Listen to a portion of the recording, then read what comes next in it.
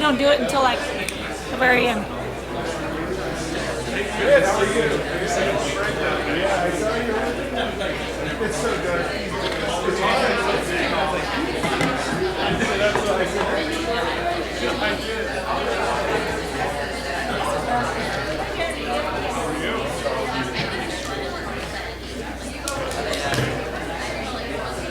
That way.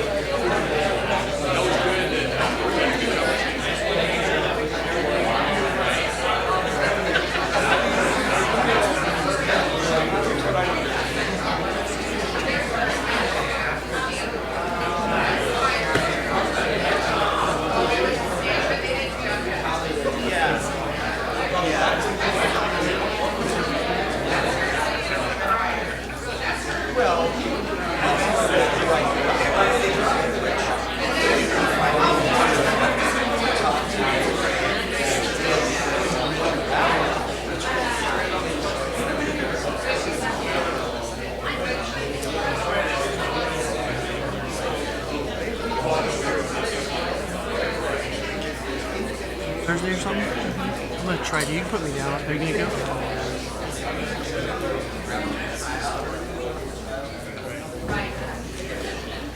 I didn't do those, actually. I got chicken nuggets. I don't want to waste it.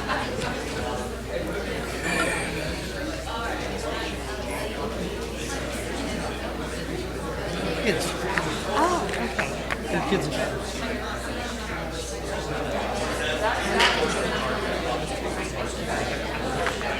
No, that's why.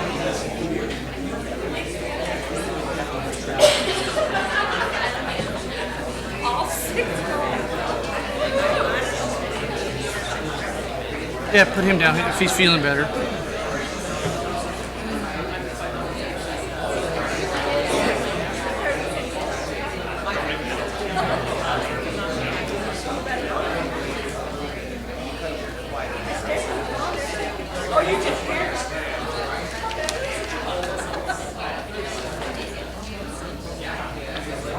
Ready?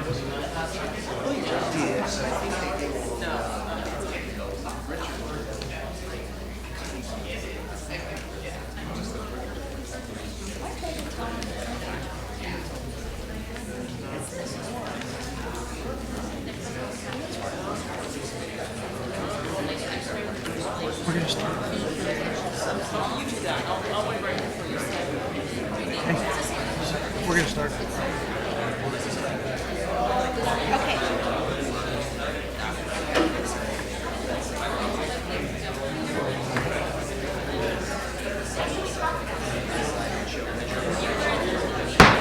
Call this meeting of the Atwater City Council to order, December 9th, 2019. Roll call, please. Ambrose, Here. Kale, Here. Raymond is absent. Viera, Here. Creighton, Here. we have a quorum. We'll do the Pledge of Allegiance by Supervisor McDaniel and the invocation by Pastor Rich Miller. Please remain standing for the invocation. Ready? Salute.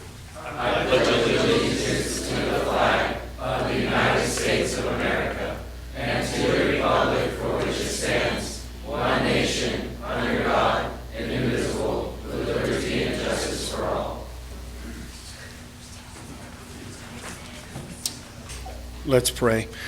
Father, thank you for this day that you've given to us. Thank you for a successful year here in Atwater. We thank you for our mayor, our city council members, all of the leaders that we have here. Father, thank you for our police officers and our firefighters and their service to our community. And Father, we pray for our soldiers around the world. We pray that you be with them, especially at this time of the year when many of them will be away from their families. We pray that you comfort them and strengthen them. And Father, once again, we are so grateful for all that you have done for our city this year. We thank you so much for sending your son, Jesus. And Father, we pray that you bless this meeting tonight. Bless these young people. Thank you for them and their testimonies and their accomplishments. And Father, may you continue to bless our city into the new year. In Jesus' name we ask it. Amen. Amen.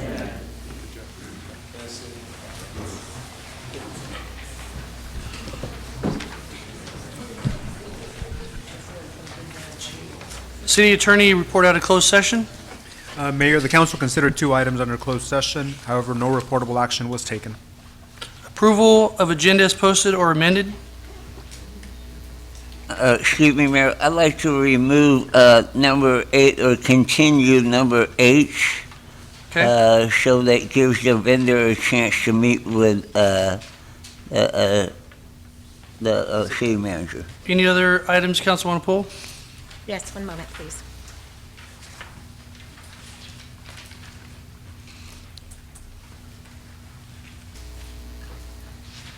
I'd like to pull number 7. Okay. Do you want that for discussion, or do you want to pull Just pull that? for discussion, I'm sorry. Okay.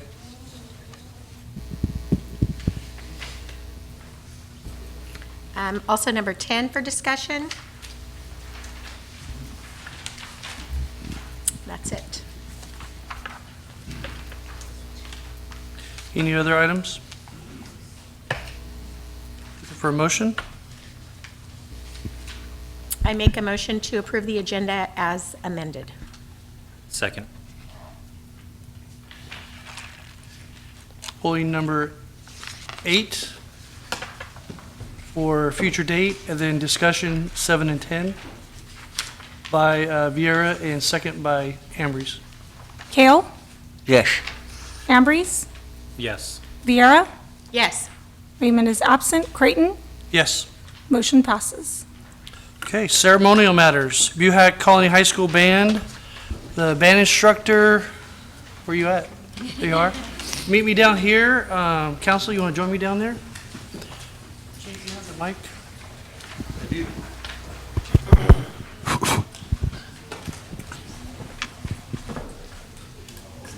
Here you go, Mr. Mayor. Sir?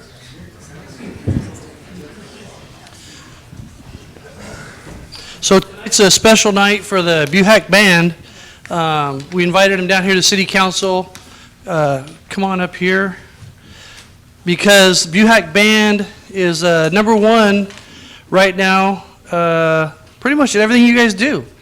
And I got to go out to the Buhack High School the other day for the veteran ceremony, and that was quite a performance you guys put on over there that I've seen military bands not as good as that. So why don't you tell us what's going on, and then we're going to bring the kids up. But tell everybody about what you've done and where the program's going. And I was just talking to somebody in the hallway that Buhack's always been, since there's been a Buhack band, pretty much at the top. Well, this is our 19th year as a school, and we've had 4 very strong years. We compete in the Northern California Band Association, which are bands all over Northern California, and specifically in Division 4A, which is high school bands that have between 70 and 90 musicians. And this fall, we competed 5 times with those bands, and we were first place in Division 4A at all 5 band reviews. So we were undefeated this year in NCBA 4A competition. Our color guard are the ones who spin the flags, rifles, and letters, and they perform also during the winter season, and they are the current Northern California Band Association winter champions. In fact, last school year, the color guard competed with 218 color guards throughout Northern California, and they were a perfect 218-0, being crowned the champion. In fact, why don't you stand up, Emily? That's the trophy that the color guard... Yes, come on up, Emily.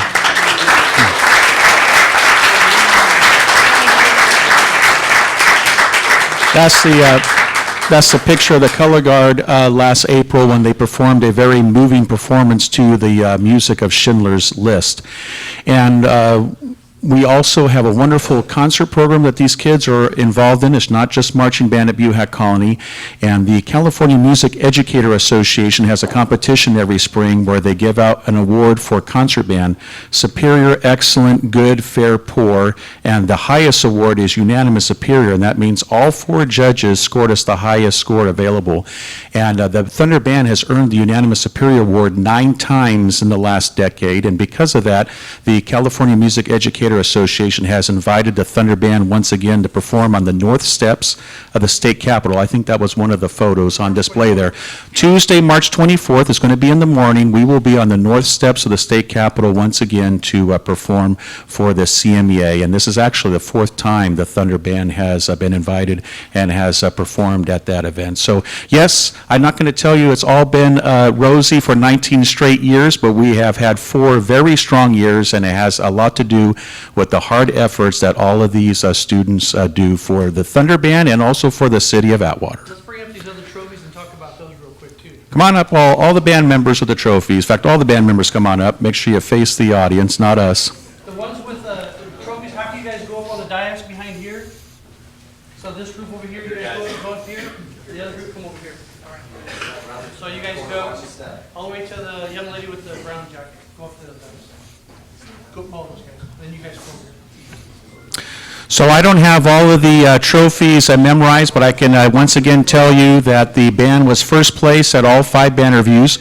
We competed at the Del Mar Band Review in San Jose, the Cupertino Band Review in Cupertino, the Santa Cruz Band Review in Santa Cruz, the Foothill Band Review in Pleasanton, and the Central California Band Review next door here in Merced. Our color guard was also first place in 4A at all 5 competitions, but some of their awards are overall, and our percussion earned 4 trophies this fall, and even our drum major, Adam Haskins. Adam, wave your hand at everybody. He's the one who's in charge of the band at the beginning of the competition, and he won an award also. So these are all of the kids. Not all of them. We average about 100 students every year. I probably have about 20-something here today. It was an optional event this evening, but these are all the kids and all their awards.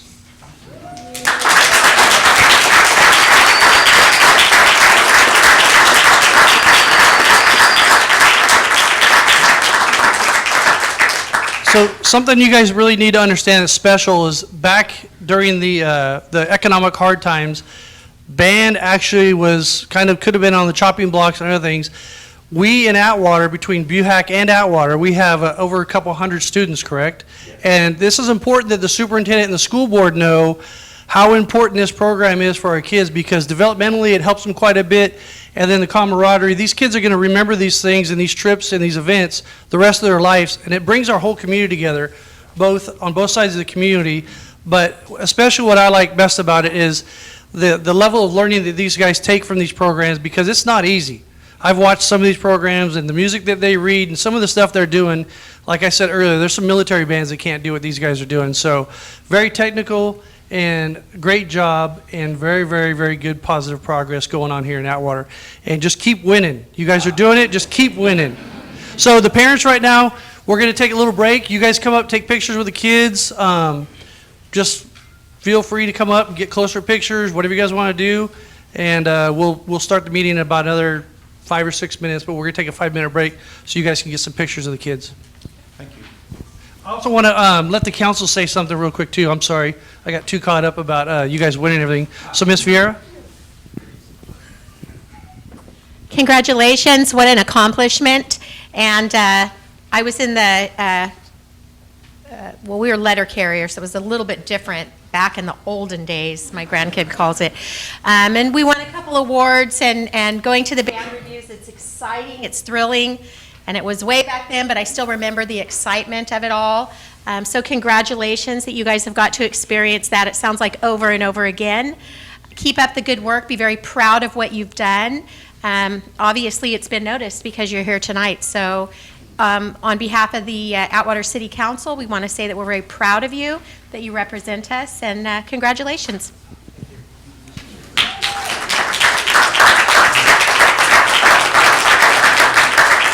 Well, I have a completely different outlook on this.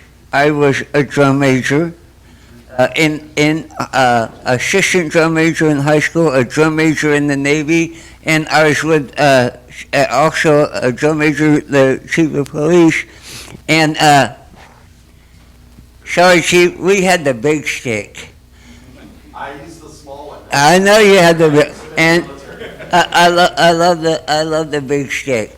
But these guys are also, if you go to the football game, and these guys are the heart of that team, because they're always playing, they're playing great songs, they're stirring up the crowd, and when they're not playing, they're screaming their hearts out.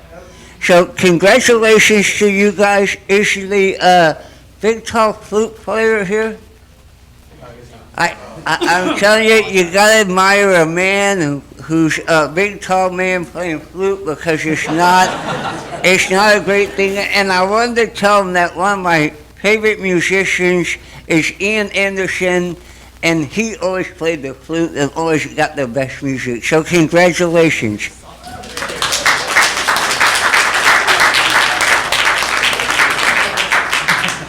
I just want to say congratulations to you guys. Unlike the other council members, I did not participate in band. However, my daughter is getting into band, so she'll know how hard you guys work here. Especially with some of the stories I hear from your guys' parents, how stressful you guys, how much stress you guys put on yourselves. Just, I got to know this, I got to know this, got to know my part, got to do this. So my hat is off to you guys. Breathe, relax, and enjoy the moment.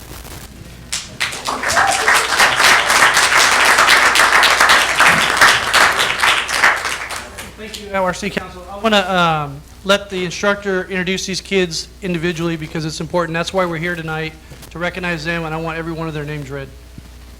So all the students are going to say their name. Tell us your first name and what instrument you play, please. I'm Vanessa, I play trombone. I'm Emily, I'm in color guard. Aiden, I play percussion. Tanner, and I do French horn. Megan, I also play the French horn. Christian, I do percussion. Austin, I'm in percussion. Luis, I play the baritone. Skylar, and I play trombone. I'm Cody Benner, I play the tenor saxophone.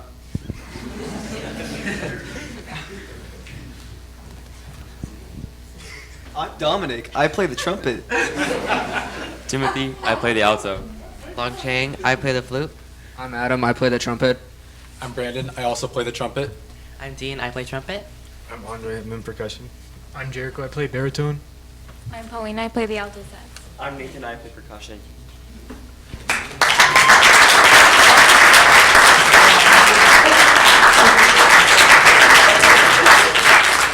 And I just want to thank the council. What an honor it is for us to be here this evening, and thank you so much for giving us this opportunity. Thank you. On behalf of the Atwater City Council and the City of Atwater, I present you a certificate of recognition for a job well done and the positive progress you bring upon Atwater. So at this time, we're going to take a recess. Parents, come on up, take pictures with the kids, and thank you very much. Great job.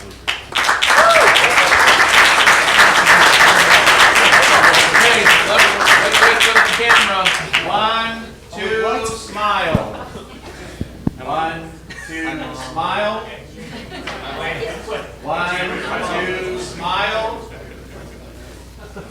1, 2, smile. For the Twitter page, 1, 2, smile. And I think if I understand correctly, if parents want to come up and take a picture with their child, is that what you said? Yes, Is that okay? please come on Yes, up. We're going to come take on a up recess, and take 5-minute recess. Thank you so much.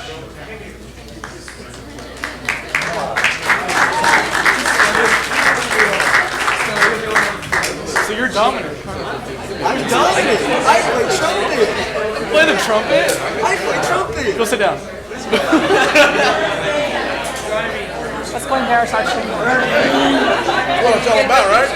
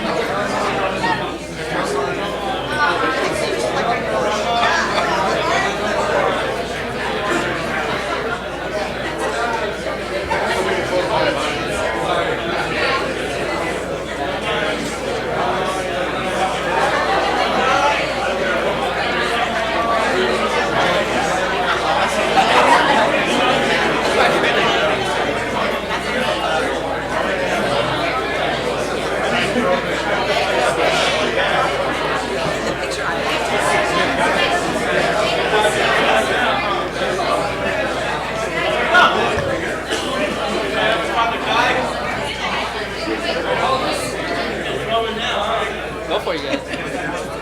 It's getting hot here now.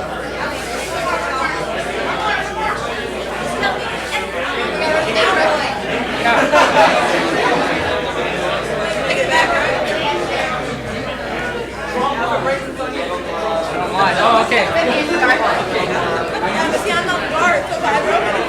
How did we get the shortest kid with the biggest trophy up there tonight? That was good. I like that.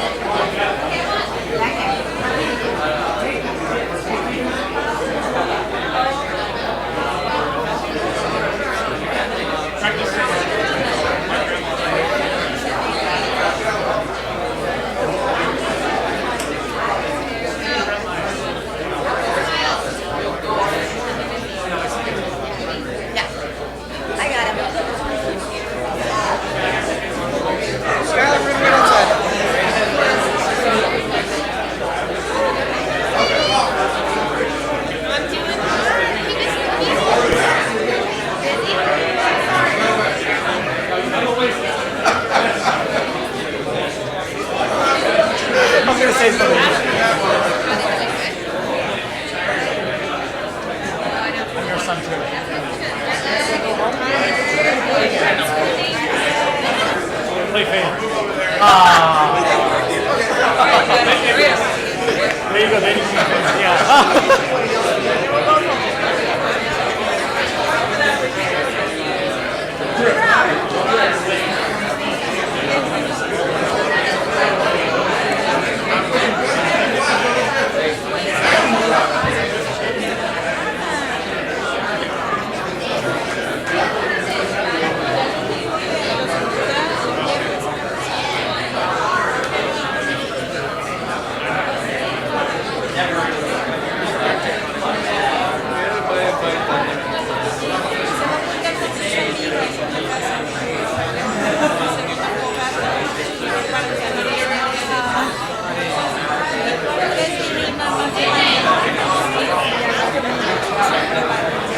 Like all the trees? I'll just take them with me.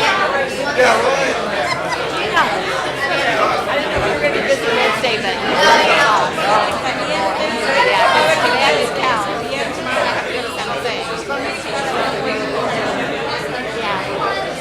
But if you're busy, don't worry.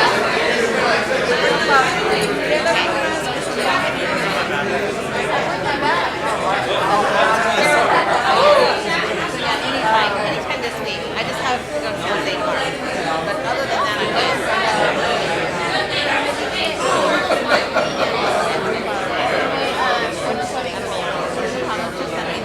And I have yard signs if you want to I think Tom's yeah, I'm going to. I just remember I'm going on meeting around. I practice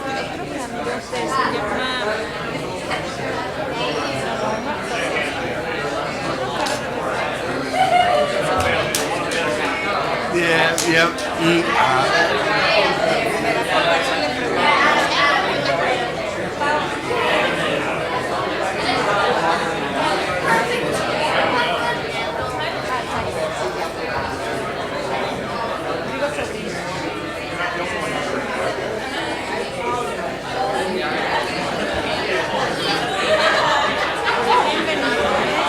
I'm comfortable like this.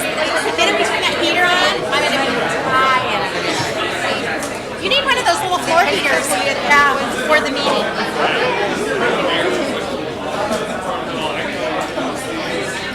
Yes. All good, baby. I know. Want to discuss these two first? I'll have to,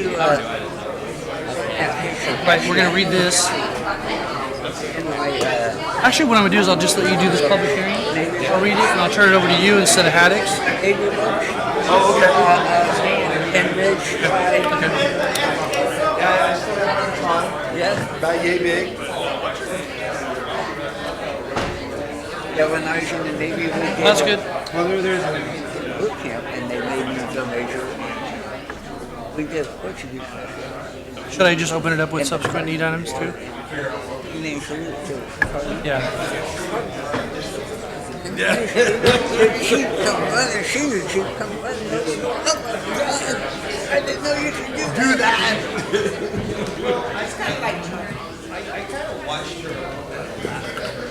Hey, we got almost everybody up here. Here we go.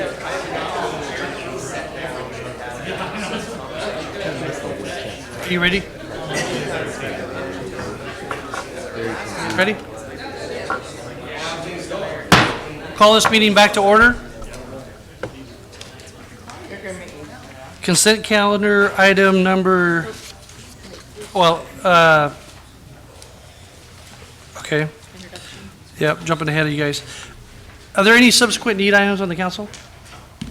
None? Okay. Presentations, Atwater, Police Chief Michael Salvador on the state of homelessness. Okay, I'm jumping all around tonight. Let's back it up a little bit. The guys in the back, the fire department. My apologies. Introduction to Cal Fire Battalion Chief, Fire Marshal Andrew Overbay.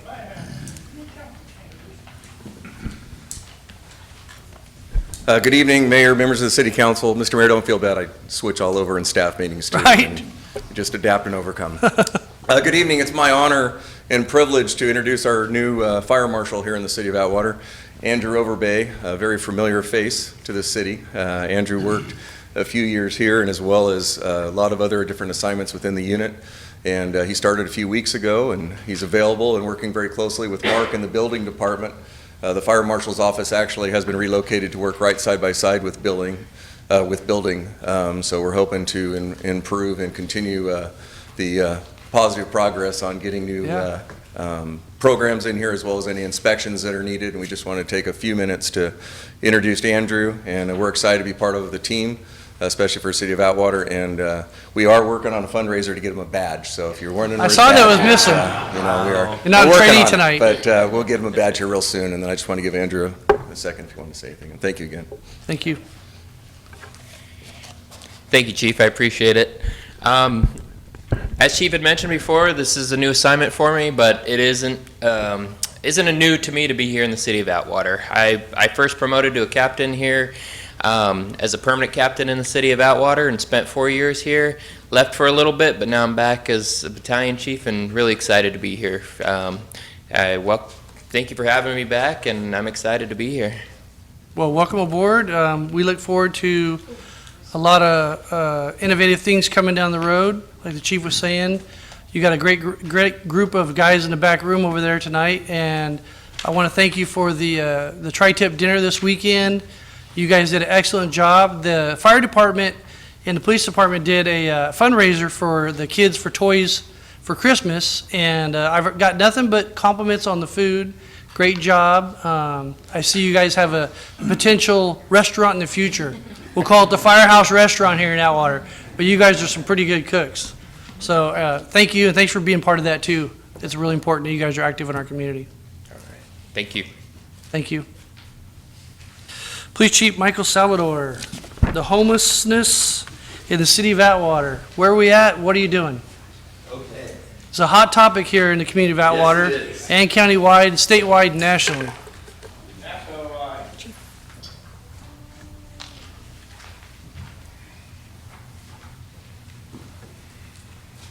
Thank you, Mr. Mayor, members of the council, members of the Atwater community. I'm Mike Salvador. I'm your police chief. And tonight, we're going to give you kind of a comprehensive look at homelessness within the city of Atwater. Our tip of the spear for homelessness issues is our code enforcement division. I have our code enforcement officer, Dan Garcia, who's going to give the presentation. He is the person with the most knowledge.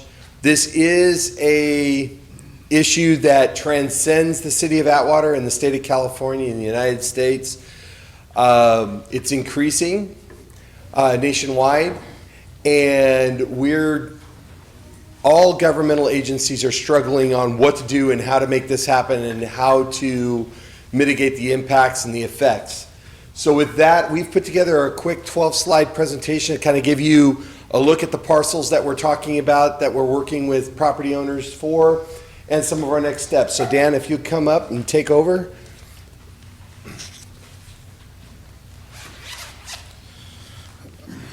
Thank you, Mayor and Council.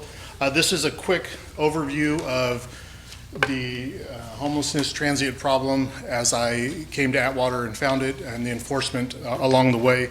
But first, I think it's important just to give an overview of where we're at. The main area of concern, or the most complaints that we get throughout the week, would be the Sycamore area. The area that was brought to my attention consists of 2 parcels. Most people can see it northbound on 99 leaving Atwater, and it is a area full of blight. So there are 2 properties in question owned by the same owner.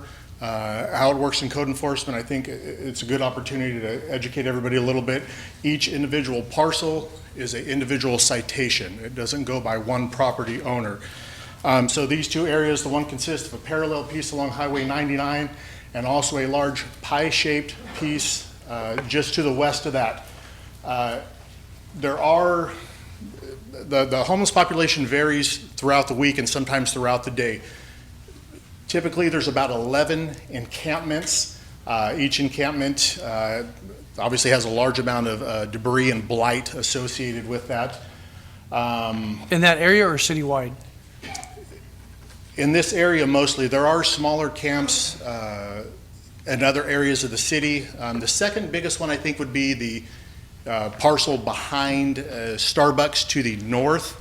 When I found that area approximately a month ago, there were 3 separate encampments.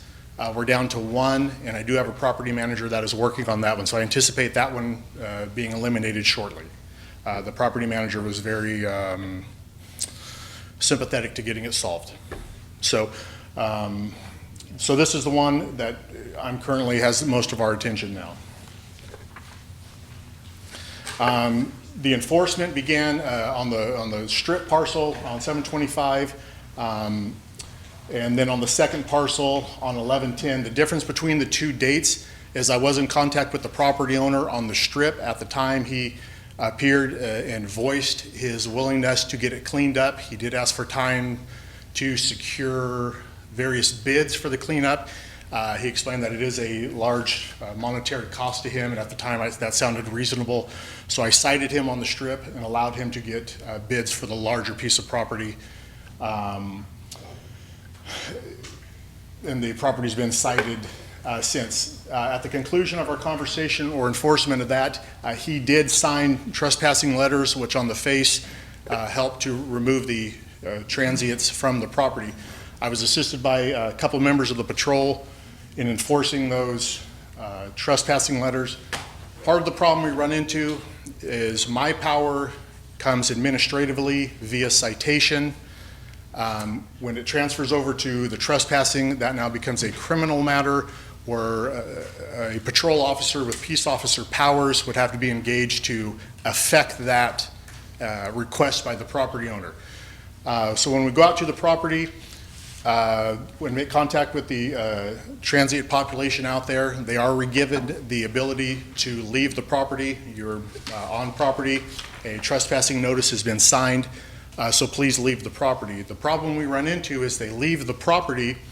At that time, there is no longer a crime in front of the officer, and we leave the area. A short time later, they come back.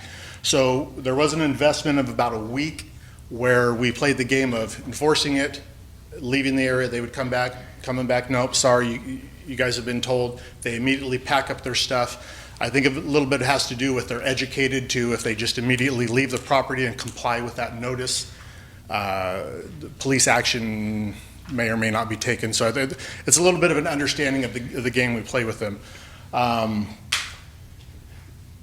So the 2 separate issues, and I think people combine them, is one part of the transient problem is the physical persons on the property, the secondary issue being the garbage and blight on the property. Which brings us to the displacement concern. So most of the camps where I can request that people move and they remove, 100% in my history of Atwater is they will displace to another location within the city limits of Atwater. So it seems like a win because they remove off the property. However, there is a large amount of blight left. So the remedy or action for me is to issue administrative citations to the property owner to manage their property, clean their property, and maintain their property. So that's where we're at. Some of the examples of blight on the property, again, everybody's probably seen it as they drive out of town, but just to bring everybody up to speed, these are just representative of the property. And again, this does fluctuate a little bit throughout the week and throughout the last couple months. Some good news, as of last week, a small portion of the large Sycamore property has been purchased by Caltrans for a project that they are working on. I have been in communication with the Caltrans cleanup crew. I've had a great relationship with them. And the portion in blue, which contains approximately 4, sometimes 5 encampments, is on the list to be cleaned up. Obviously, it goes into their rotation. They have other areas that are on rotation to get cleaned up, but they're very amicable to getting their property cleaned up, and they have a process to do it. So that will get rid of a large portion on the west end of the property. Which leads us to the last part, just for everybody's knowledge. I have currently enforcing citations on both properties. As of this morning, I have 14 administrative citations against the property owner. I'm citing at the maximum time frame that our municipal code allows me to cite with the maximum fine that the municipal code allows to cite. This includes removing the vehicles from the property and monitoring the property. There is a large amount of monitoring that goes on. I like to know the amount of people in and out. I have been in communication with the property owner. It always starts out as, let's get this cleaned up until it becomes a matter of, let's get a hard date, and then it breaks down from there. So the other locations around the city where we've had great success is when we get an engaged property owner. They develop a game plan to get the property clean. We provide what resources we can or guidelines that we can, and usually involve property owners. They're on it. They have no problem giving you a committal date and calling you when it's cleaned up, and then we can talk about ongoing efforts to maintain the property. So that is an up-to-date account of where we're at with those two. Okay, I'm going to open it up to the public real quick and then bring it back to the dais. So any members of the public like to comment on this agenda item, please come forward.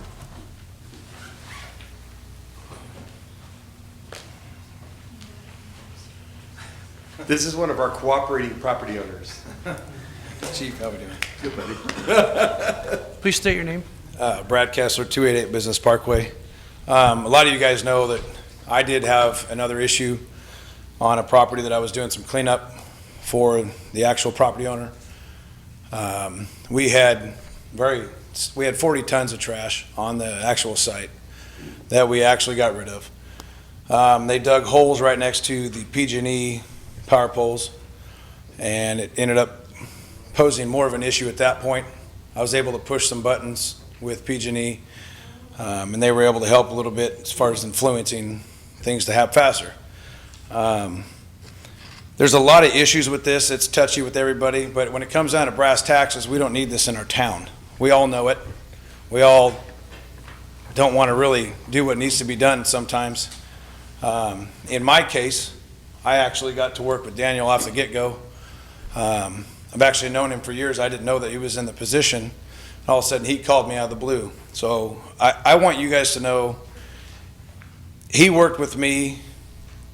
I mean, it was Johnny on the spot. We had no issues. When you deal with these people, you know, we gave them plenty notice. We gave them 4 days notice. And then I ended up giving them an additional day. When we showed up and we did the site cleanup, police officer showed up. The presence was there. We got him off the property. It took me almost 6-7 hours from 5 a.m. to just about 12:30, almost 1 o'clock. Had to rent some large equipment, some 5-yard loaders. It's an expense.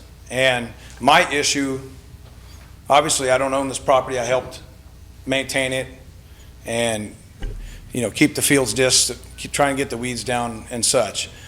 My issue is also as a property owner in town that, you know, once we get them off and once we get them out of the property, there needs to be a presence. I drive by the property in question that Daniel helped, the fire helped, everybody got involved in this. We got it taken care of because it was a ridiculous mess. I went and I got it maintained, it's done. I drive by there every other day. They know my truck. They don't mess around anymore. Occasionally there'll be trash going out there. I'll go get the trash out of there so that it doesn't start accumulating or give them a reason. Now, if police does not go and continue to show their presence every other day, which whether they do or not, I don't know at this point, but it needs to start happening more. I feel, in my opinion, that if the city's going to require a property owner to go spend all this money, by the way, it cost this gentleman $3,500 to get all this crap off his property. And in all reality, how is it his fault? And, you know, nobody ever wants to say that. There's pros and cons to all of this. But you guys are going to fine people? Fine. I completely understand. Get the people to... I just want to see more police present after everything is done and everything's cleaned up. Because if there's not, and there's not a presence every couple days, every day, then it's going to keep continuing. And Thank you, that's Brad. my 2 cents. But if you guys need somebody to do that, I'll help. I think we have another member of the public that come forward. Johnson. Good evening, Mayor, City Council. Okay, some people that are homeless, they can't help that they're homeless. I'm a homeowner. I've been a homeowner here for over 16 years now. In 2015, when the city forced us out of our house, they cut our water off. They had tried to have the county health department declare our home uninhabitable. And our home was just practically brand new. I invested all my whole life savings into that property on Drakely Avenue. Me and my wife were homeless for 30 days exactly in front of Walmart. We respected the community, we respected Walmart's parking lot. We was living in a little Toyota Scion for 30 days. It was rough. People don't even know how rough it was. But we dealt with it. So not all homeless people were homeless because they want to be or they're just out there. I understand there's a lot of people that make messes. We did not. So what this guy's saying, these people, well, we are these people. I'll tell you right now. And people want to know why I'm upset? Because I invested my whole life into this property. I've raised 4 great kids, wonderful kids. And here we are suffering still 5 years later. My wife's health issues are very serious. My health issues are getting a little bit serious. It's just ridiculous, So do you have anything else on this I just topic? want to let you know that every case is different, Yes, sir. And I want to say something to the fire department about the barbecue. Is very good. Very good job, guys. Thank you. Thank you. Any other members of the public that come forward at this time? Mr. Reed?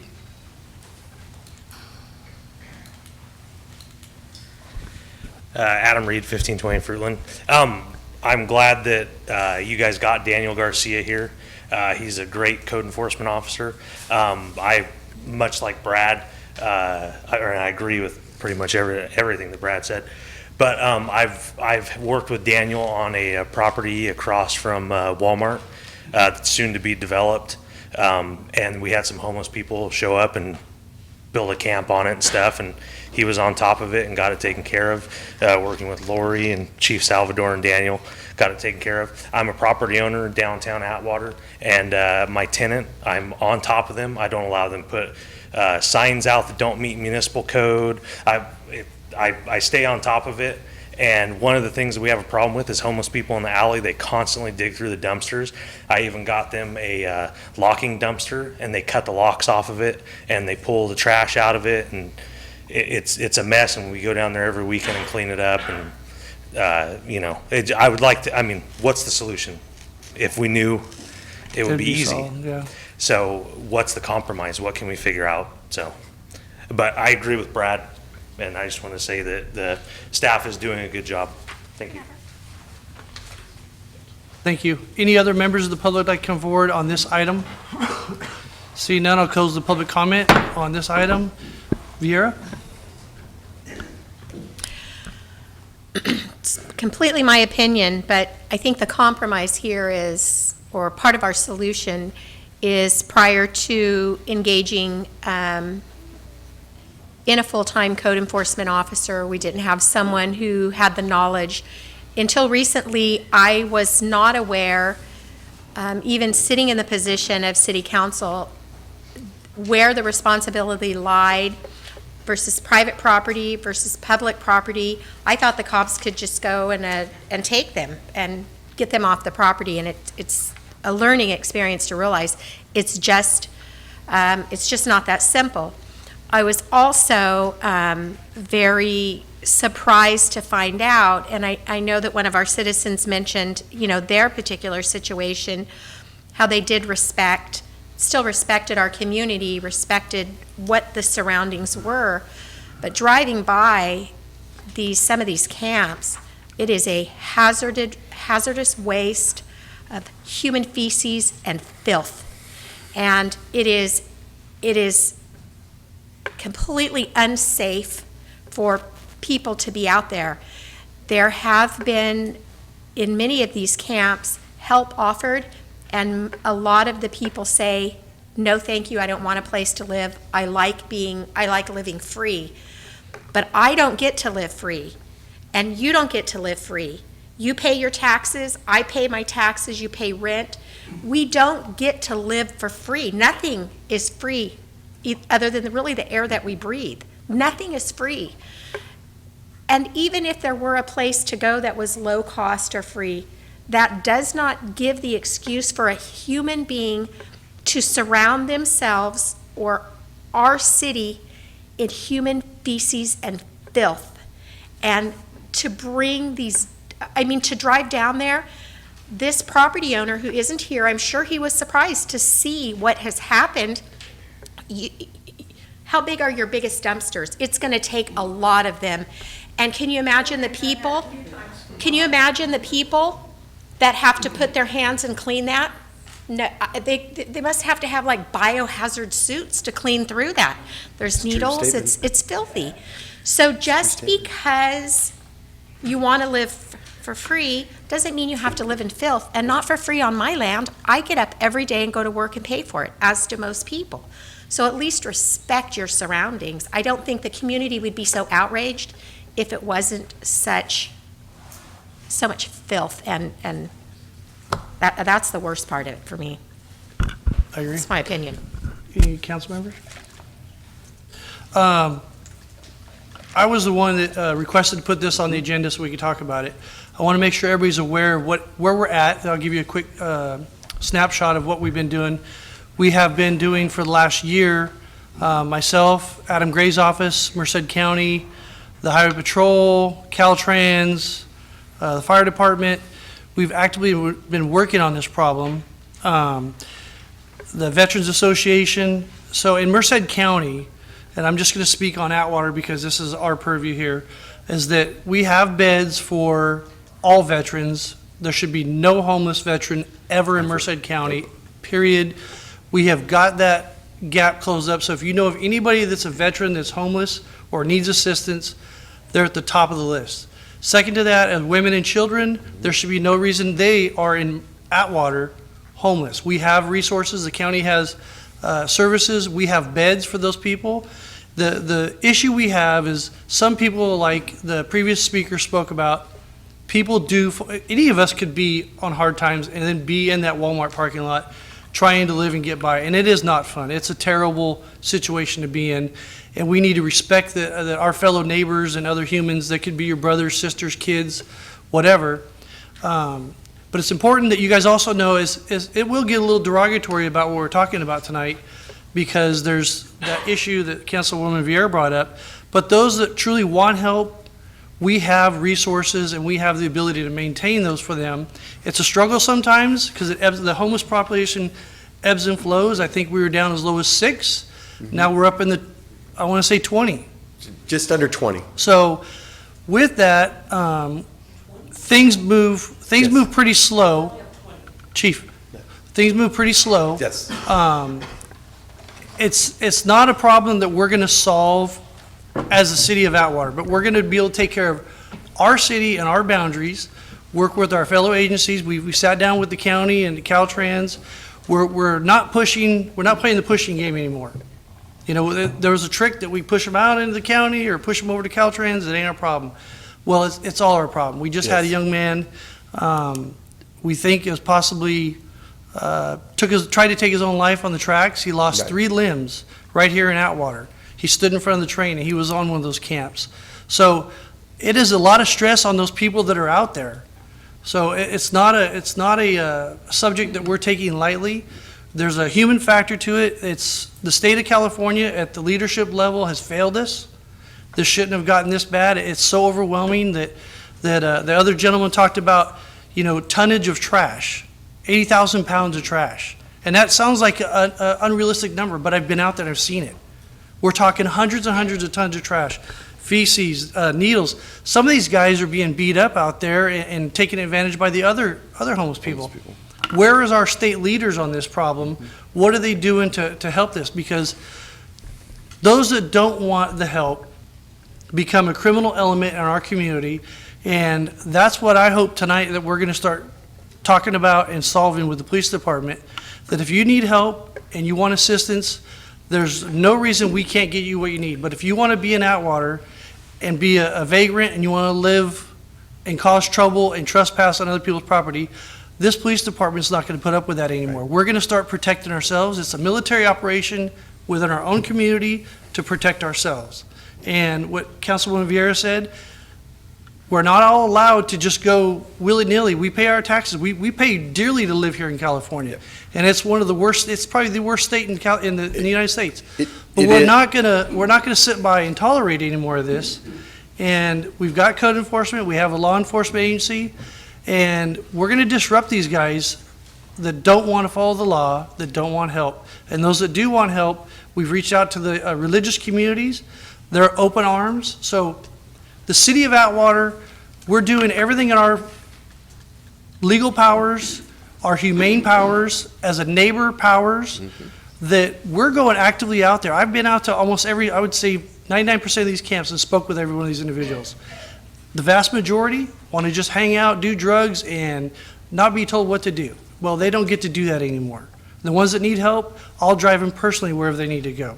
So we need to make sure as a community that, I know people mean well, and I spoke with our religious leaders about this, that it's cold, it's the holidays, and I'm guilty of this, but you know, you can't go to Big Five and buy somebody a tent and then drive out to this person's property and give this person that doesn't want to follow the law a tent and a Coleman camp stove, and then they give you a shopping list, and then you're coming back out.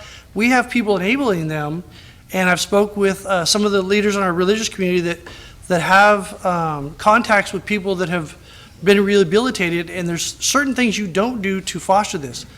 If you want to feed them, that's a different story. Feed them and medical attention, and if they want help, you get it for them. But the ones that don't, you just have to give them the hard sell of, you need to straighten up, and you can't do that here. So they need to go somewhere else. And that's what I'm trying to drive home today, because this council, all we do is we can hire the police chief, we can get code enforcement, we get the city manager, we get the fire department, public works. We can chase our tails, but we need our community to say, hey, tough love needs to be implemented. And if you know somebody that needs help and wants help, you have our commitment. You have the county's commitment. You have the state's commitment.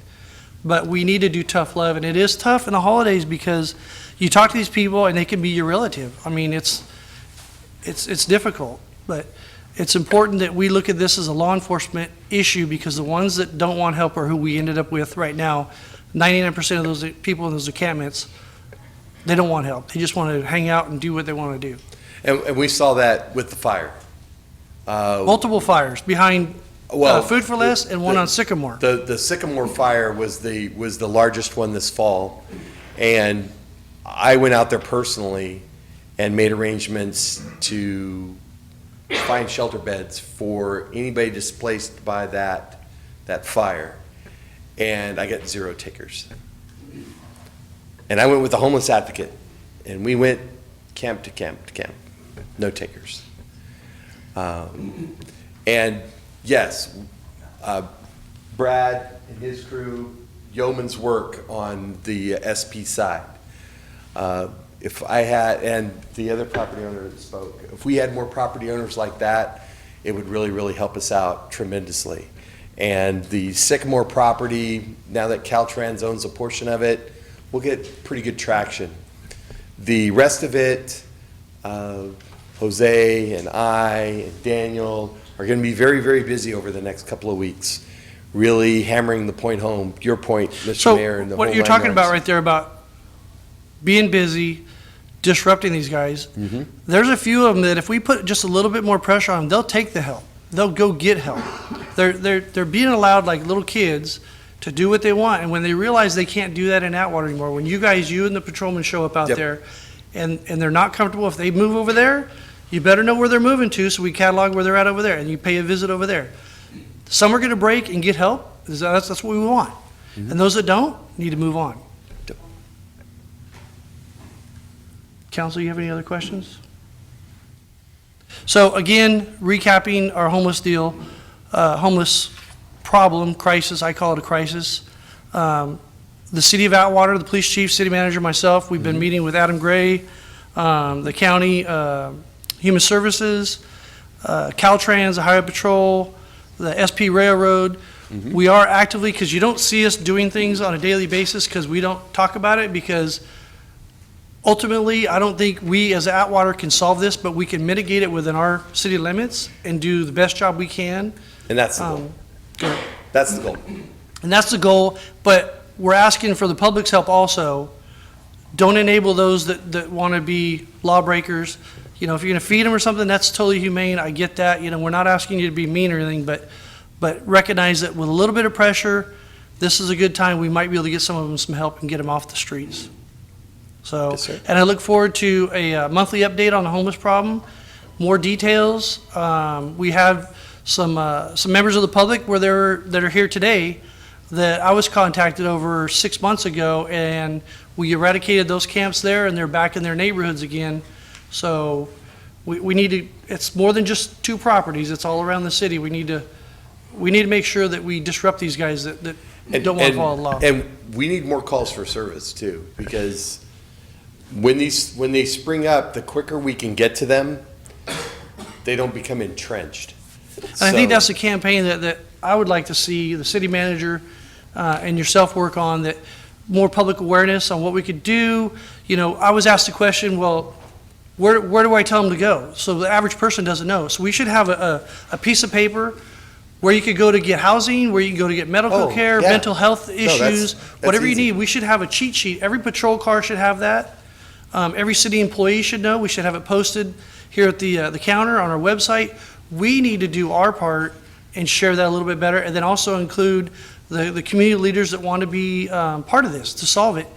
Not solve the problem, but solve our issue within the city of Atwater so that we can live in a clean, healthy, safe environment again. Yes, sir. Okay, thank you.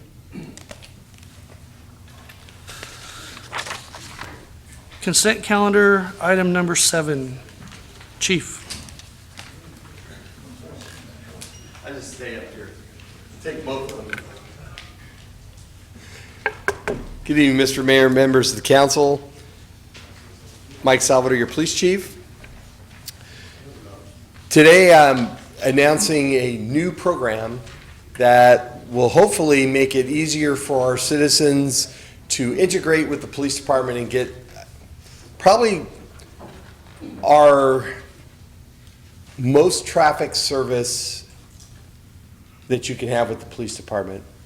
Most times, ordinary citizen comes into contact with the police department is usually when they've been involved in a traffic accident. And it's the one that has the most minefields in it, and it's the one that has the biggest maze. And what this item is hoping to address is the fact that it doesn't have to be a maze. It can be something as simple as, if you own a computer, you can get this done in your own home. You don't have the stress. It can be 24 hours a day, 365 days a year, and you can do it with a credit card. So what this item does is sets up the police department a partnership with Carfax. Carfax is a national company that provides information regarding used cars. That's where you've seen it the most. Well, how they get that information on used cars is they contract with police departments for their traffic accident data. And I had this in my former jurisdiction. We upload the traffic accident reports into the Carfax database, and they get the benefit of that data because they get license plates and VIN numbers. How we benefit, because that's a free service, we benefit it 2 different ways. One, our investigative units get the entire Carfax database for the United States. So if we have a criminal action or criminal investigation that requires the search of a VIN number or a license plate number, that's just another database that we can go and search and get owner information and that type of stuff from outside the state. Because one of the things that especially with auto theft investigations, is they'll do VIN switches. This database will help us track those VINs.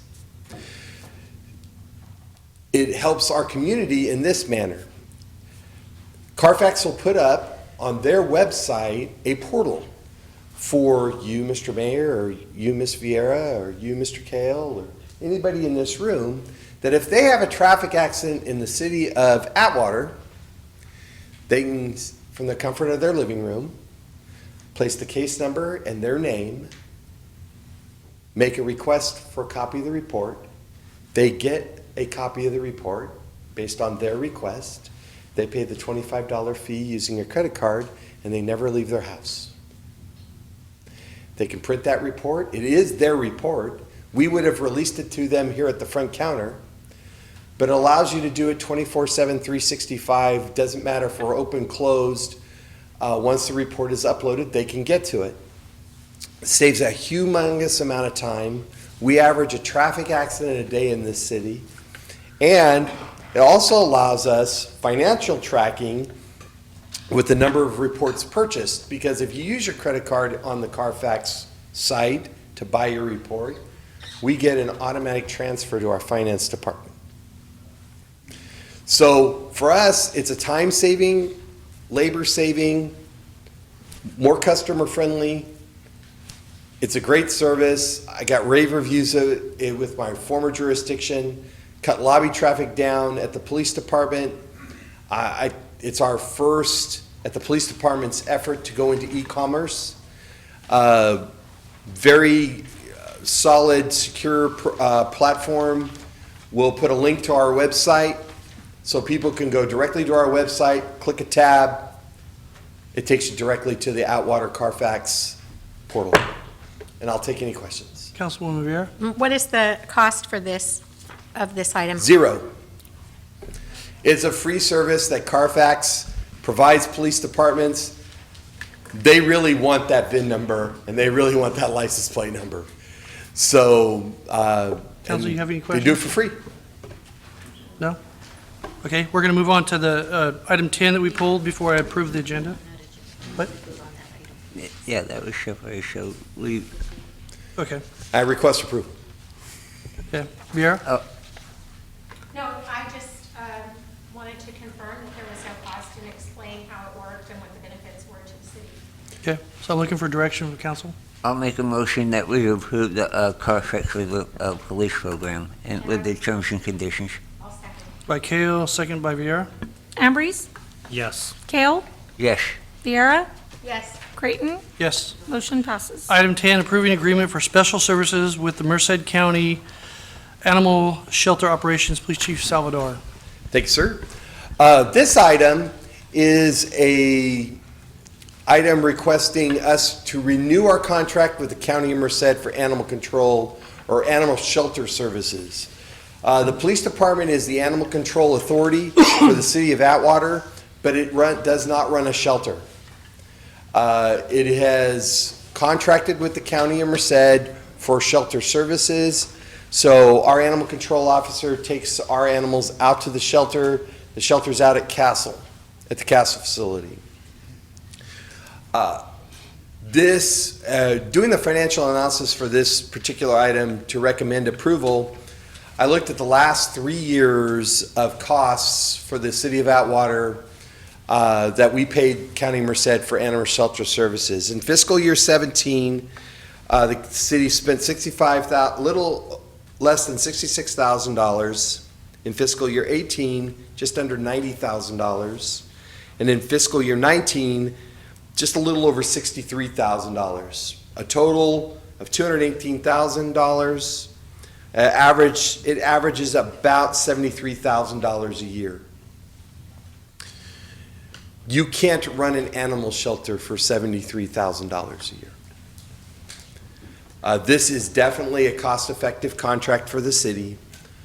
I know that there's... Vieira's got a question. So I did want to open this up and just because I have a tiny bit of knowledge here that last year when it was time to look at this, knowing that it would be coming up to renew.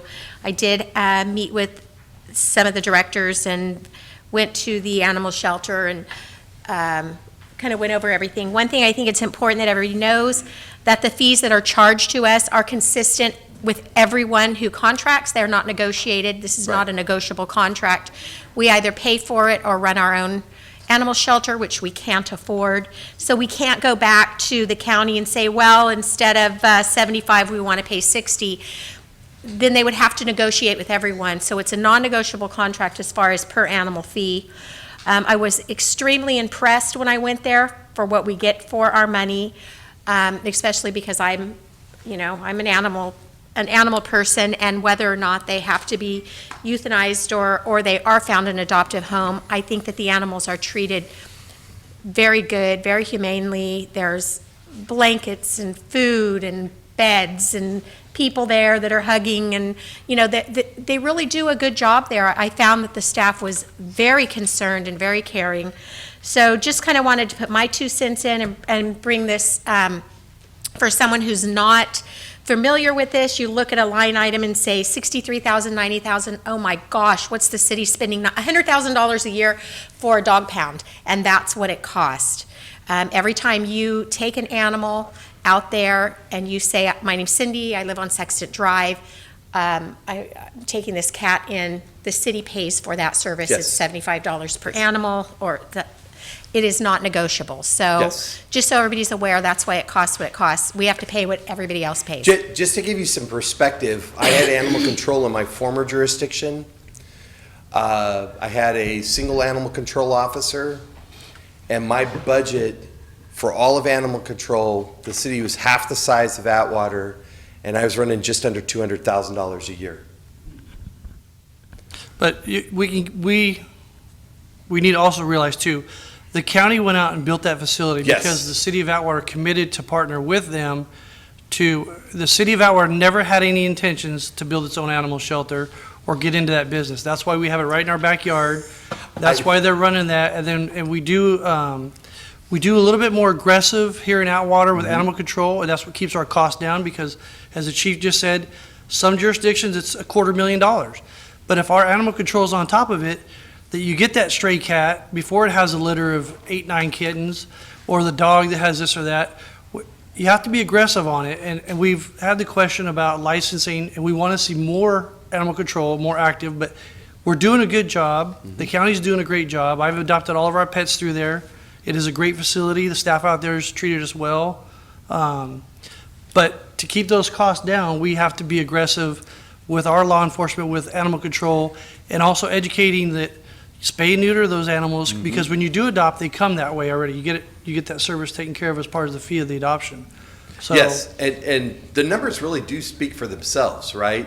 We had a uptick in fiscal year 18, and then we got it under control, and then back down in fiscal year 19. And fiscal year 19 was the cheapest in contracted costs for the last 3 years running.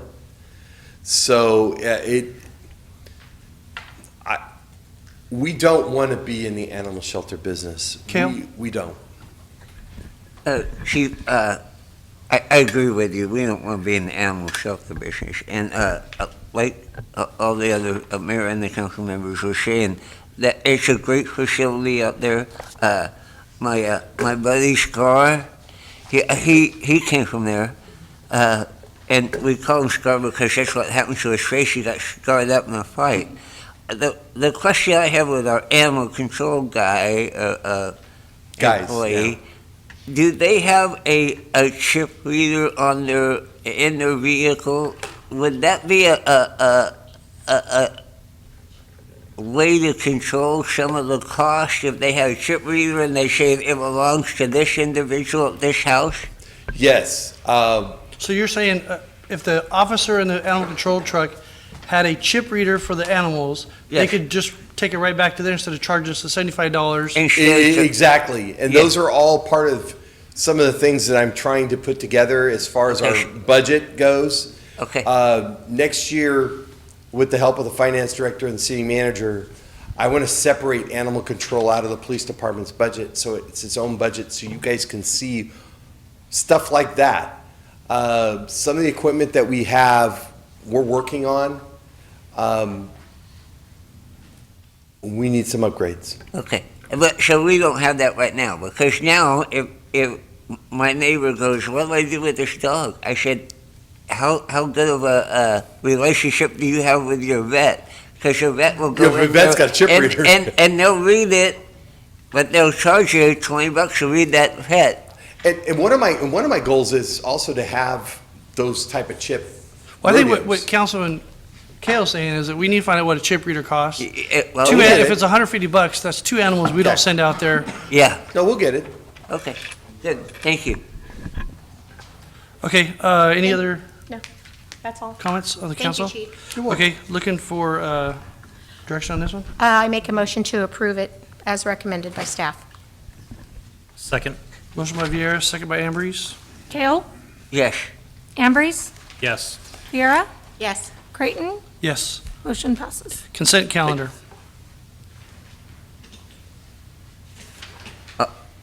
Or did- We need to adopt the rest of the consent calendar as amended, Oh, we have to do that again? because we pulled the other one. Your turn. I think we Right. did that. To not include 10, 7, 8, and 10. We did that up front. We didn't. No, we didn't approve. Right. Go ahead. Yeah, Make a we jumped- motion. Okay, Want to make a motion to approve the consent calendar as amended? okay. Second. Motion by Ambrose, second by Kale. Viera, Yes. Ambrose, Yes. Kale, Yes. Creighton, Yes. motion passes. Public hearings. Adopting a resolution adopting the City of Atwater 2015 Urban Water Management Plan, City of Atwater Sewer System Management Plan, City of Atwater Stormwater Drainage Master Plan, City of Atwater Water Master Plan, and City of Atwater Sewer Master Plan, Haddix. And Mark Rates. Yes, City Attorney has a comment on this item. And Mayor, before our Public Works Director gives the presentation, just wanted to let the council know there is a difference between the title of the item and the actual resolution that staff is asking for a motion on. Because a certain items got placed in the notice in the papers noticing adoption of not only the two plans, management plans that are being asked to be approved, but also included some master plans. That's why the title is so long. It includes other plans. If you look at the actual motion and the resolution in your packet, the motion only has the adoption of the City of Atwater Sewer System Management Plan and the 2015 Urban Water Management Plan, so it doesn't include some of the master plans in the actual title. Just wanted to bring that up to the council. Thank you. Director Haddix. Good evening, Mr. Mayor and council members. What I would like to do is to be clear that what we're bringing today is the management plans and not the master plans. I think that what I would like to do also is to have Mr. Mark Wright, who worked with the consulting company that put together these management plans, to come and share with you any briefing on those plans and also answer any questions that you may have. Okay. And keep it layman. Don't get too technical on us. So maybe first cover what he's talking about right there about the management versus master plan and what we're doing. Yes, I'll be glad to. Mark Wrights with AECom, Mr. Mayor, council members, city staff. I'll keep it fairly brief. I put together just a quick summary of the two that need to be adopted at a public hearing. That would be the Urban Water Management Plan and the Sewer System Management Plan. The other three master plans, the city has copies of those, and we're not adopting those today. So if you want to follow along with this, essentially, I was the project manager. I didn't write these all myself, but our staff did with my company. The Urban Water Management Plan gets adopted every 5 years. This is basically, its purpose is to ensure efficient use of water supply so that existing and future water demands can be met, and looks in the future for 20 years and with various drought conditions. The goal is to track daily water urban use in an effort to reduce statewide water use by 20% by 2020. That's the goal of the state. This document gets reviewed by the Department of Water Resources under California Code Division 6. This is what it looks like. And this is for in compliance year 2015, the city used 6,300 acre feet. They pumped 6,300 acre feet per year that year to serve 7,633 connections. In 2015, you did really well. The per capita water use was only 190 gallons per capita per day, which was quite good. Whereas the management plan 5 years prior set a goal of 268. So of course this was during the drought period where there were state mandates. So of course your usage was going to be very low. And in this plan, the targeted water use for 2020 is 238 gallons per capita per day. So if you stay on the track you're on, you should be able to make that fairly easily.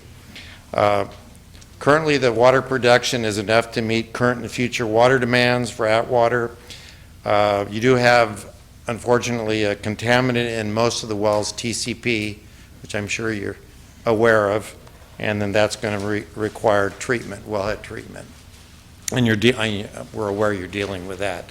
Also, there's significant groundwater overdraft in the area. It's a regional problem, and I can see by the next agenda item that you're dealing with that through the Groundwater Management Act. Okay, and I'll just talk a little bit about the sewer system management plan. That's also required every 5 years, and it's not really glamorous. There's a number of different things that we look at. I've bulleted them here. It's got goals, organization, legal authority. Essentially, it's to reduce the occurrence of sanitary sewer overflows within your city, so you don't have a situation where you get a backup and you get an overflow in the streets, and that's a serious situation. And this outlines what do you do about it, how do you address it, and it gets taken care of. And there's audits that go on, and various different programs, fats, oil, grease control program that mainly has to do with industry and restaurants and that sort of thing. But each section must be certified through once this is adopted, through the state website. It's required that City Council approve this plan and schedule a public hearing that we're doing tonight. And after the city, after certification, the city is required to conduct annual updates to the plan and update any sewer system enlargements, like if you build a new subdivision and so forth, contact numbers of staff, and improvements in procedures. So that's pretty much a summary of what the two plans are. So I'd be glad to entertain any questions. I'll open it up to the public at this time. Any members of the public like to come forward on this item? Please come forward at this time. You guys got to have questions, no? Okay. I'll close the public comment, bring it back to the dais. Any members of the council have any questions? You made a comment, the contact numbers information, so we're current on both of those two plans.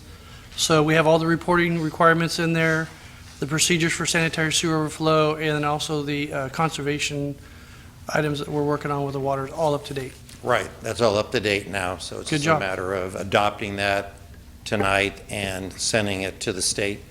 Both plans, one goes to the DWR and one goes to another agency. Okay. Okay, council? direction? Yes, I'll make a recommendation to approve staff's recommendation As presented. as presented. Second. Motion by Vieira, second by Kale. Kale, Yes. Ambrose, Yes. Viera, Yes. Creighton, Yes. motion passes. Thank you, Mark. All right, thank you very much. It was a pleasure working with your staff, and all of you really enjoyed it. Thank you. Thank you for your time. Drive safe. Item 15, adopting a resolution supporting execution of groundwater sustainability plan by Merced Irrigation Urban Groundwater Sustainability Agency, Haddix, Public Works Director.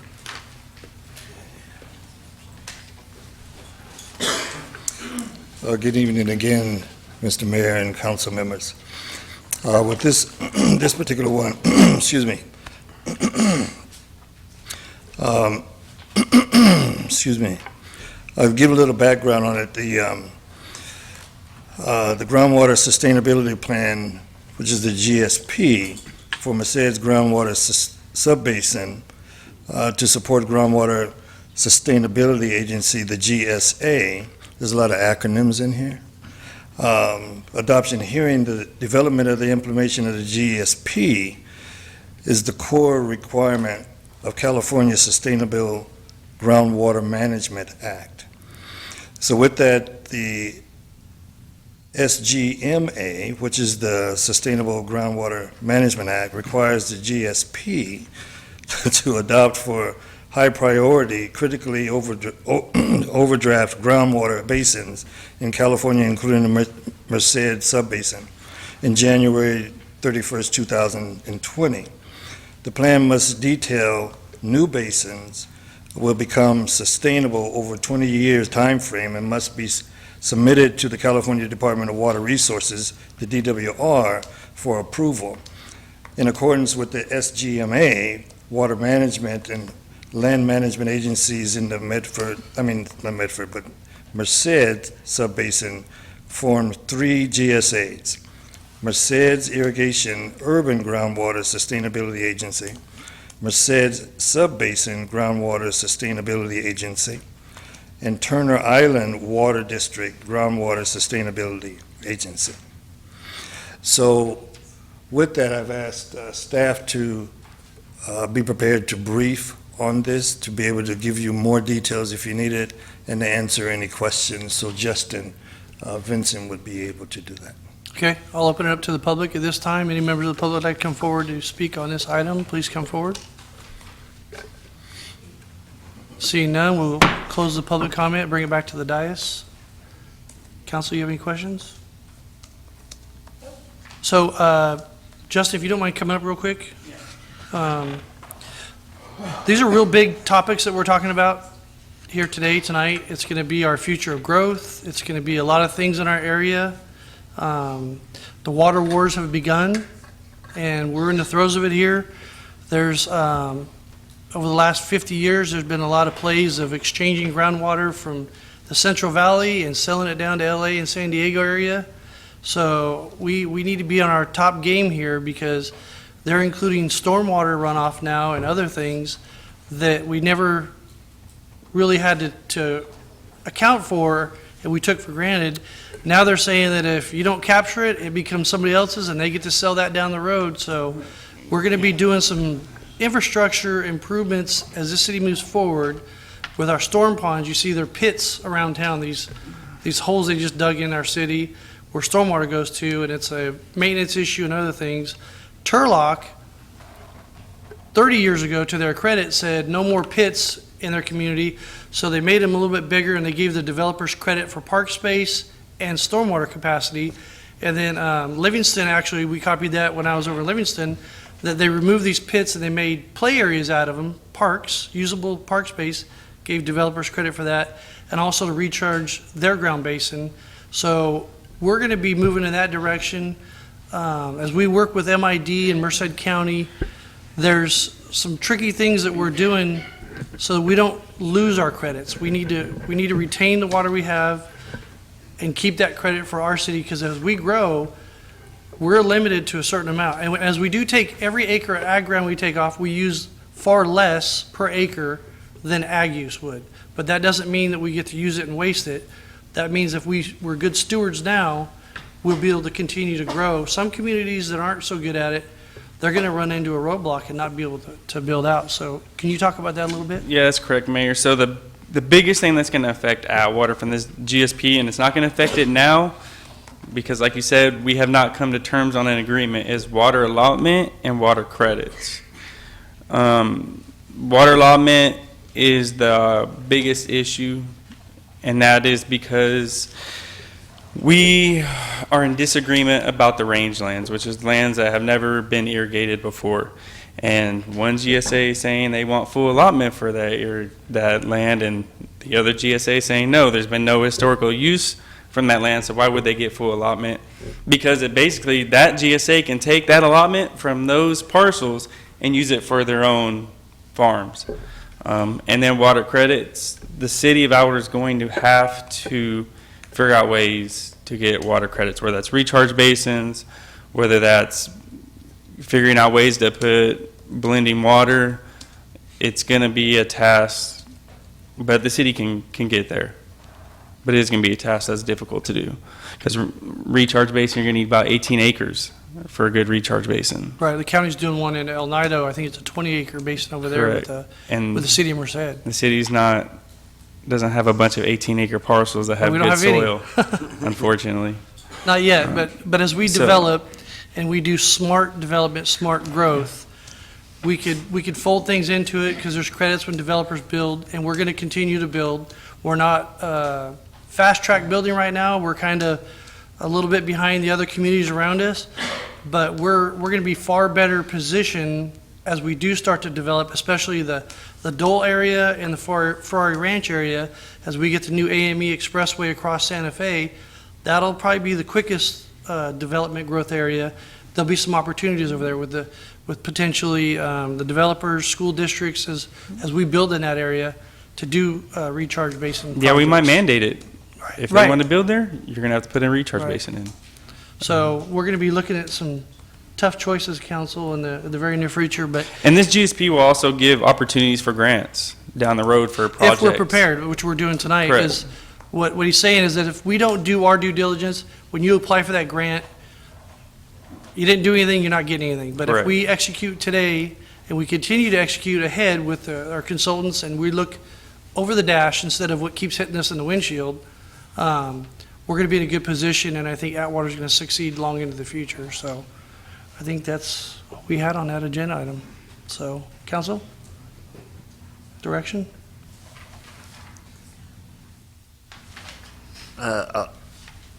I'll make a motion to adopt resolution number 3124-19. Second. Motion by Kale, second by Ambrose. Viera, Yes. Ambrose, Yes. Kale, Yes. Creighton, Yes. motion passes. Thank you. Thank you, Mayor, Council. Item 16, waiving the first reading and introducing an ordinance making the environmental findings and amending Title 17 zoning of the Atwater Municipal Code to allow mobile food vendors use in the M1 light industrial, M2 M2 industrial, and BP business park zones. Senior planner Yeah, great. I'm Mark's just up gonna- there. How come you're? Yeah, I'm just going to introduce. Okay, it real quick. Peretta, go ahead. Yeah. Good evening, Mayor, members of the council. Yes, tonight is, we're taking the first steps towards bringing back mobile food vendors within the city of Atwater and specific locations. I just wanted to say, the person is kind of ashamed that Mayor Pro Tem happens not to be here tonight. He was the one who first spearheaded this a few months ago and tasked staff and to come up with some ideas and stuff, and eventually went through our planning commission, and staff had developed some initial languages for this particular ordinance, only for the state to adopt some more newer legislation, and so we had to start again on this. So we're here now this evening. Mr. Thompson will give you a little bit of the nuts and bolts, but this is something that we haven't had in about 10 years in the city of Atwater, and we're pretty excited about being able to bring these type of businesses back in. Great.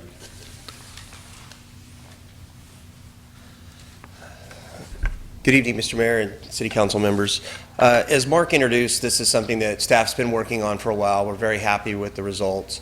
The focus that staff had used in the introduction of this item was to amend your zoning code to allow this as a conditional use within the city.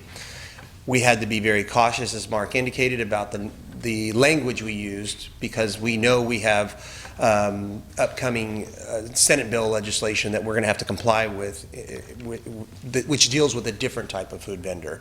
So we were cautious in our approach.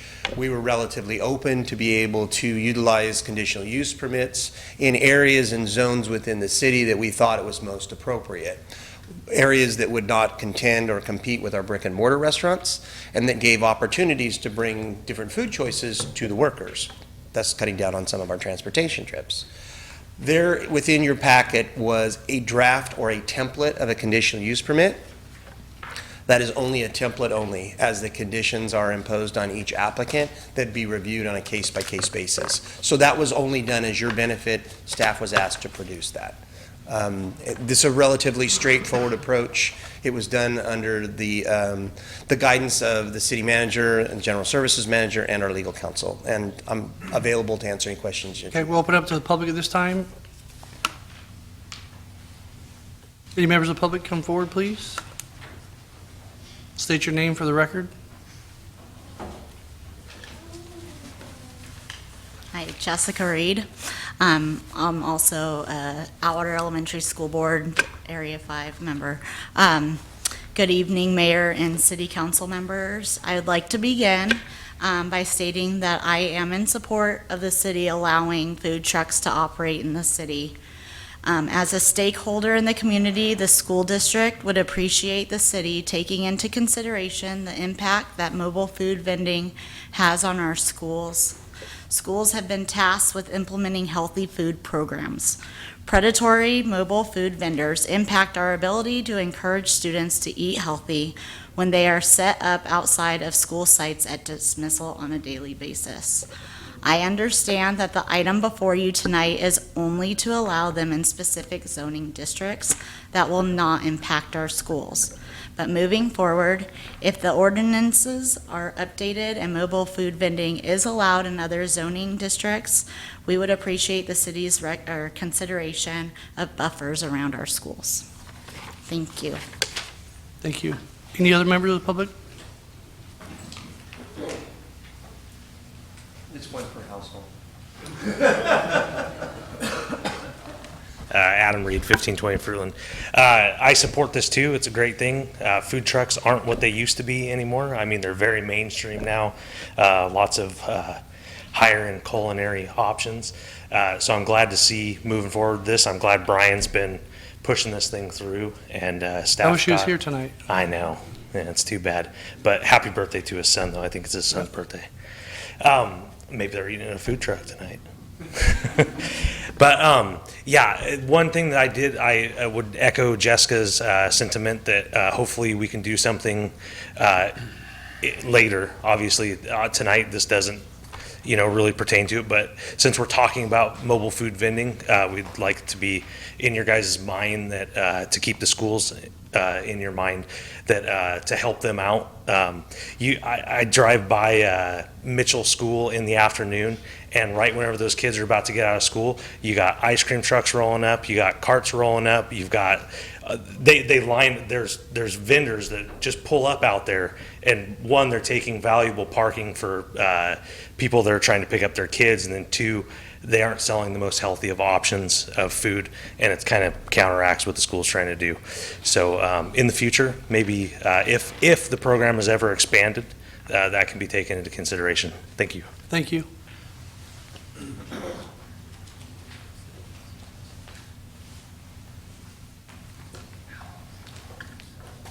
Good evening. I've never been here before. It's all right. Take your time. Introduce yourself. So I'm not that good at this. I usually I'm in court. I'm currently employed with the sheriff's office here in Merced County. I'm a deputy. Pretty much I just came to get information and listen in. I'm with the mobile trucks just for the reason that patrolling and driving around all through Merced County, this is literally the only city that doesn't have that quick option. A lot of my coworkers, we go to different ones. You have Tri-Tippery, which is more established, but they move around. If you want a taco truck and you're here in Atwater, you have to go to Winton, or you have to go Livingston, or work your way to a different city. So it's just pretty much just so you can put a face to me that I'd be interested in a business like that. What was your name? Julio Ibarra. Okay.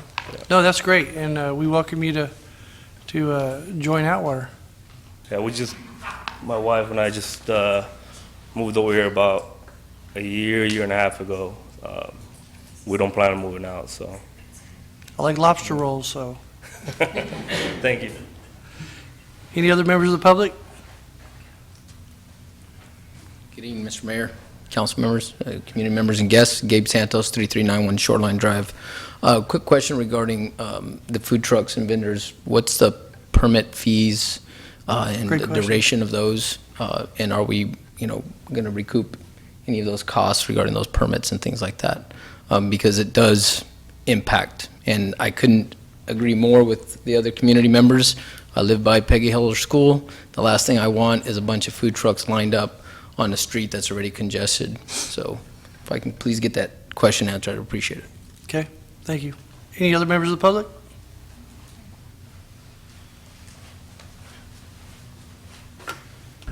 Brad Kessler, 288 Business Parkway. I was actually at the meeting, Planning Commission meeting, when this was introduced, and I've actually been in one of the zones where it sounds like it's going to be approved.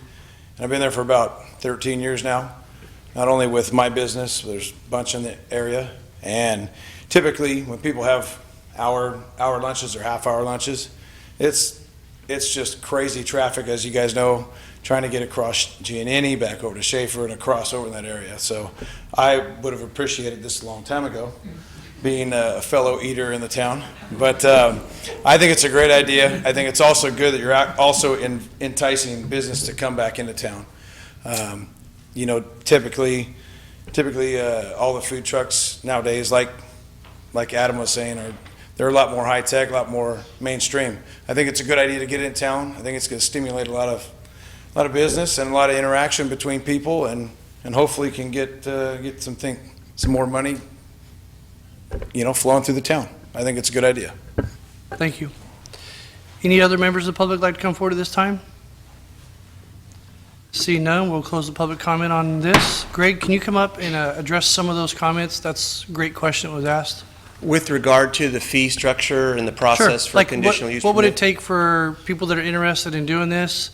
Just give us a quick drive-by on what's going on. What we're proposing in front of council tonight is to introduce this as a conditional use permit. The fees for conditional use permit within the city of Atwater are set. It's a actual cost plus 20%. We ask for a $950 deposit. So can you put it in terms of, if I wanted to come in with a food truck, what do I got to do? Just give me the quick. First thing you would do is you would come to the General Services Division, and you would make an application for a conditional use permit. You would submit all the necessary requirements, including a plot plan of where it was going. The application fees for that is going to be a $950 deposit plus another $50. It's going to run around $9 or $900? $950.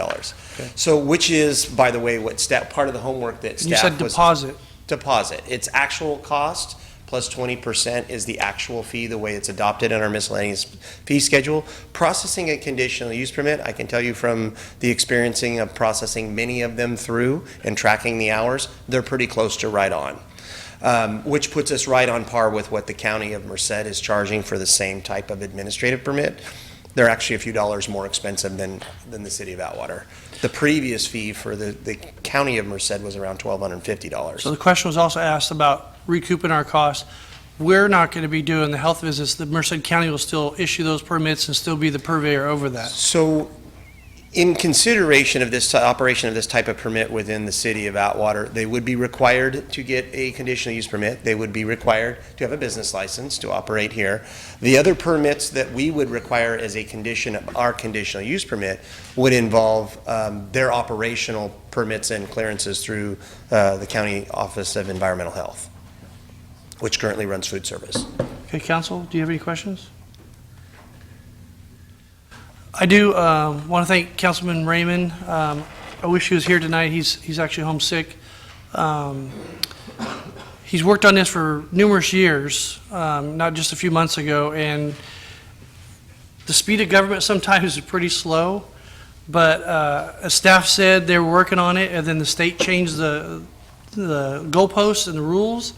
So instead of putting out junk product that we would have had to fight and redo, staff caught that, communicated with the state, and we have a fresh product going out there that we're going to be seeing, hopefully food trucks after tonight. So what's your pleasure, council? Well, this is just the first reading, right?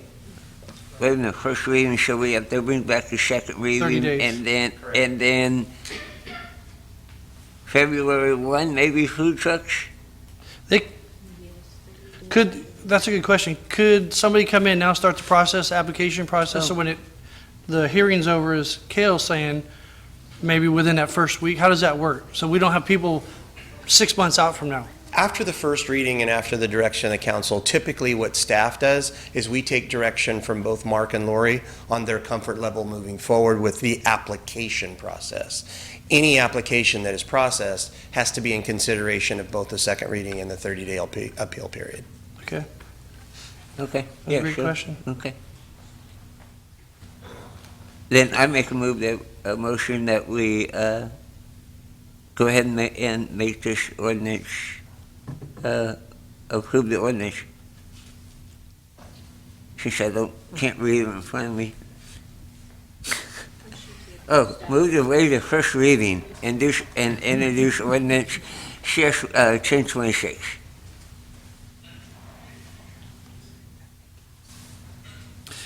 Yeah, and also to make the CEQA findings, what? Okay. We just want to make sure we get that in there, that it met the CEQA findings, so his motion included the CEQA findings. Yes. You okay with that?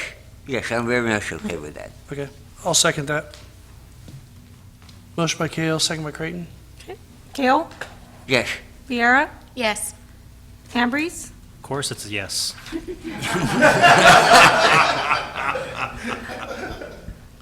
Creighton? Yes, and congratulations, Councilman Raymond. Job well done. Motion passes. Item 17, waiving the first reading and introducing ordinance making the environmental finding and approving zone change for plan development PD 34 to thoroughfare commercial TC for property located north of Clover Avenue, east of Buhack Road, APN 005-120-030, APN 032, 042, 050, 054, 055. Planner Thompson. Good evening again, Mr. Mayor and City Council members. Before you tonight, the item that staff is recommending as far as the rezone of PD 34 is going to look extremely familiar to you because staff has made similar recommendations over the course of the year on projects that were PD or planned development zoned that suffered from fractionalized ownership that would prevent the master planning of these types of zones or districts to move forward. This is exactly what has happened here, and we have, in similar situations that we've addressed in the past, have applicants that have suffered from this master planning process. What we're seeing a lot of is zones or districts that were created with the best of intentions of master planning them, that were accomplished the entitlements prior to the downturn of the financial market that we see have gone back through receivership of some kind of a bank or fractionalized ownership, and then it prevents moving forward with the successful master planning of any of these projects. So the city has built within your municipal code and built within the zoning ordinance or the zoning text of your planned development district zone at a time in which the planning commission or your land use authority feels it is in the best interest of the city, they can make the recommendation for the rezone. And again, this is something that you folks have seen a few times before over the course of this year. It is the city moving forward with these projects and creating a way that the project applicants can move forward. What we're recommending tonight is the rezone of this property for the exact same reason. Okay, we're going to open up to public comment at this time. Any members of the public like to come forward on this item? Please come forward. Seeing none, we'll close the public comment. Go ahead, come on up. We're going to have, still public comment is still open. Yeah, because I'm old. Take your time. Yeah, I'll stay here forever. Helen Amaranth, and I own property on Clover, corner of Clover and Buhack, but I'm not good with north, I'm Portuguese, so it's either right or left or straight ahead. Where is that? It's behind you to the, if you came out the back gate and you're driving out the back gate, to your left. So towards Buhack. Okay. The intersection you have. The Exo Market, the corner. It's where there was a service station approved at one time and then. Correct. And a hotel, yes. Okay. Good question. Great. So behind it and to the left.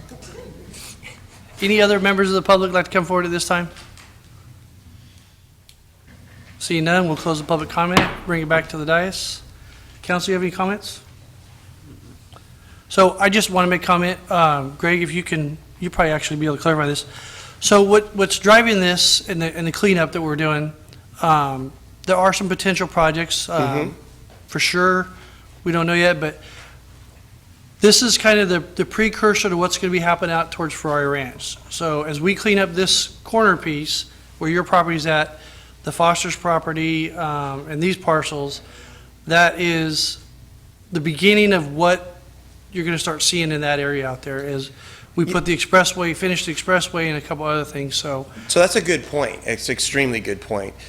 Allowing these projects to move forward, and what I should have mentioned earlier is the zone or district that we're recommending to change it to is thoroughfare commercial. So it would provide for almost the exact same uses that were considered or contemplated when this property was annexed. So that's a good thing. But as Mayor Creighton suggested, when we allow these projects to move forward, it's the first stepping stones of services to be provided to the Ferrari Ranch project. Absolutely. Okay. So another question that came up regarding these parcels, that area, the truck route. So as these property owners are moving forward, we have a lot of semi-trucks. We're trying to keep that commercial, like you said. It's been a year. Where are we at on this truck route thing? Okay, so truck routes probably should be separated into two categories. Okay, the city's municipal code is somewhat silent on the establishment of truck routes, which we have the ability to do. The city engineer and the general services manager are working right now to redraft and reintroduce the ordinances involving truck routes. Not just for that area, but citywide. Citywide, and that would correct and change a few things on our side of the fence. The other thing that we're seeing is, as far as constrictions and things that would be necessary to establish a state-related truck route, are project-driven. So we know that there have been others that have had some enforcement problems and some other issues involving trucks in that area. The former Foster's property would have the same constraints on it, but a application by the city to the state on behalf of a project could take care of that. But I guess the real focus and the real answer to your question is that applications for projects are what will cure this. Okay, because it just seems like it's way too long to get something, what I think is simple and the property owners think are simple. We don't want to jeopardize projects because we don't have it, and then the Highway Patrol is wasting their time, and it's just a vicious circle that we're going in. How do we accelerate that with what we're doing tonight? No, and we don't want to do that either, and we were thoughtful of that. The two things I would like to leave you, though, with regard to the truck routes is A, projects really drive that. So the sooner these folks come in with an application for a viable project, we can get started on some of those things. The other thing, as far as the enforcement by the Highway Patrol, we could establish all the truck routes in the world, but if their trucks are in violation of the law, we have no control over that. Gotcha. Great. Council, what's your pleasure?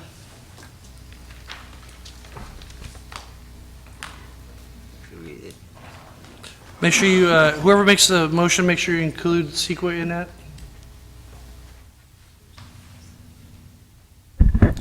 Motion to approve staff's recommendation as presented. And the CEQA findings. Was that not presented?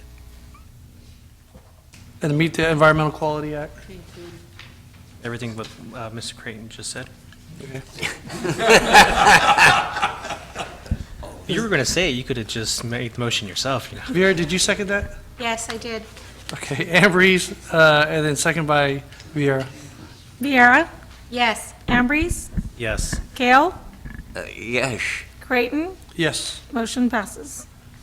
Item 18, adopting resolution adopting the amended fifth cycle housing element update supplement. This is pretty big news. Senior Planner Thompson, but we got Mark up there again. Yes. Yeah, I hope you don't mind, Mayor. Just gonna- Okay, so you're going to share the good news? Yes. So tonight, the city of Atwater has been recognized. There's a letter on, that was put on the dais for each one of the council members and mayor. Comes from Susan West? HCD. Shannon West? And that is our acknowledgement letter, bringing us into full compliance for our affordable housing numbers. In 2015, there was a study done within the city of Atwater that showed us very light as far as affordable housing. City of Atwater was pointed out by the governor earlier this year. We made press on it, that the governor was going to, or the state was possible, going to take some legal action against any cities that were non-compliant. We want to thank you, Mayor.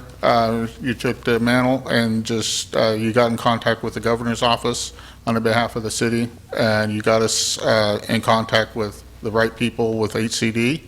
And Lori gave staff full support and been able to take this to the bank now. So staff got this original report, looked at the numbers, and I hope he's still here. Is Adam still? No. Anyway, we had a team, myself, Greg, and Adam Reed with VVH, and we tore the old report apart, started looking through it, and started noticing some gaps in it. And so we started communicating with HCD about these gaps we started noticing. It was out of the box, but we started coming with these different questions and stuff, and the people with HCD started understanding our points that the original count was actually off. It was so off that we are now covered in our fourth cycle, fifth cycle, and heading strongly into our sixth cycle, which in our sixth cycle, we're looking at, I think we calculate, what, 260? I think that's what we have left as a surplus. Yeah, as a surplus going into our sixth cycle. So that is huge. So it takes the city out of the crosshairs from the state, gives us ample abilities to start going after needed grant monies, and also gives us the opportunity to start doing extra construction for affordable housing and be able to capture other grant monies out there. So it, like I say, very, very good. It's a good staple of positive progress in the city of Atwater, and we managed to do it within a calendar year's time. So with the nuts and bolts of it, I'll give it to Greg, and he can walk you through some of the more of the process. Thank you very much, Mark. Thank you, and I share Mark's enthusiasm. This was a really great effort by the city, which was for everyone from Mayor Creighton all the way through staff. So just a real quick correction, and again, I share Mark's enthusiasm, so I apologize if I stumble a little bit, but it's the housing element that we're talking about, not necessarily just that affordable housing numbers. The affordable housing numbers that Mark's talking about, which we planners call our RHNA numbers, or Regional Housing Needs Assessment numbers, are what threw the previous effort off. Staff went back, we reevaluated, and you are actually allowed to have some dwelling units in your commercial areas, which the previous team or teams failed to recognize. So we went from a deficit as a big ticket item on our You mean deficiency. commercial or residential? Well, in the entire numbering of the fourth housing cycle recognition, we were 19 units short on it and about 154 units on the fifth housing cycle. So we're 173 units short. We went from 173 units short to we picked up 460. So we hadn't counted these numbers since 1986. So we were pretty excited to recognize this. We did it all at, I would say, staff level. Lori said, get this done. When I first started in the city, she handed me 2 deficiency letters by HCD, and she said, you will work on this. so we were able to get that accomplished. So Friday we were all very excited, and what we're asking for your approval tonight on is the resolution approving the supplement that staff came up with to fix the situation. Thank you. Okay, I'm going to open it up to public at this time. Any members of the public like to come forward on this agenda item?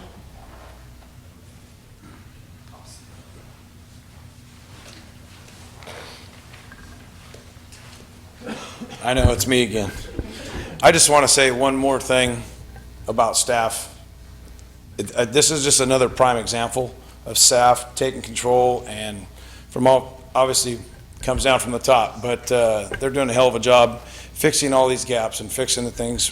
And there's been one heck of a transition in the past year. So I just want to congratulate them again for finding one more thing that is being able to benefit the city.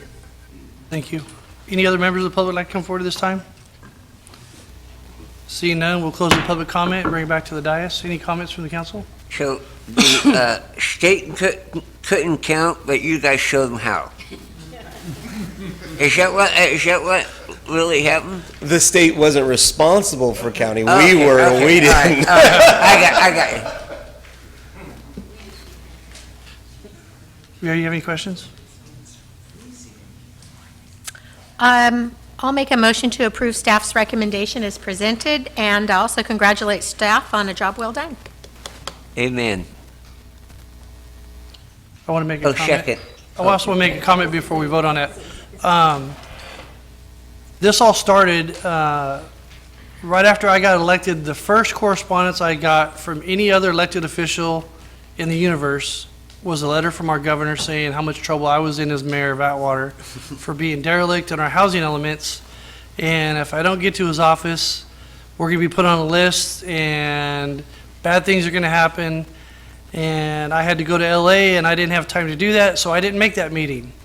Didn't take him that serious. I had other things. I didn't grasp the whole situation. I got another letter that said, you have one more chance. And you're not sending a representative. No other mayors are sending representatives. You will be in my office or you'll be put on a list with some other communities, and then we're going to move you to the back of the line at everything in the future and start assessing penalties and other things. So I went up there, and it was different. It was like getting called to the principal's office. I just got the job, and now I got to go to the principal's office, and he had me at the table with another 15, 20 mayors, and then there was a list of mayors that didn't show up, that did a no-show out their second notice. And he was very colorful with his language that said, every one of those the mayors that didn't show up to those communities were put on a list right then and right there. And then we started our discussion what we need to do. And I explained to the governor that I don't know much about this housing stuff. It's a planning venue thing. But as I was sitting right next to him, I said, well, I don't know what I'm talking about. You guys obviously know what you're talking about, and you're mad at us. And we just want to exist as a city and be compliant. So what do I got to do? So he pointed across the room to Paul McDougall, the head of the housing, and asked him to come over. And Paul McDougall and myself, since that time, have been working directly with Greg and Mark and Lori to get our community in compliance.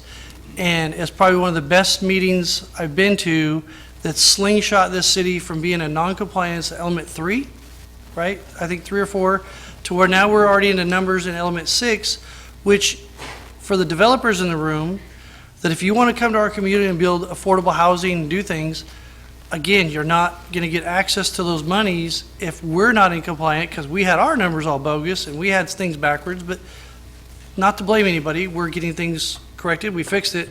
So now we as a community, one more thing that we just corrected over the last year, that you come to this community, you want to build, we're in 100% compliance, you know what you need to do, and there's an opportunity for money because the governor and the legislator said the number one priority is build 500,000 units. Well, we're not building that many here in town, but we now have resource where people can get state money, grants, loans, other venues to be able to start building those type things here.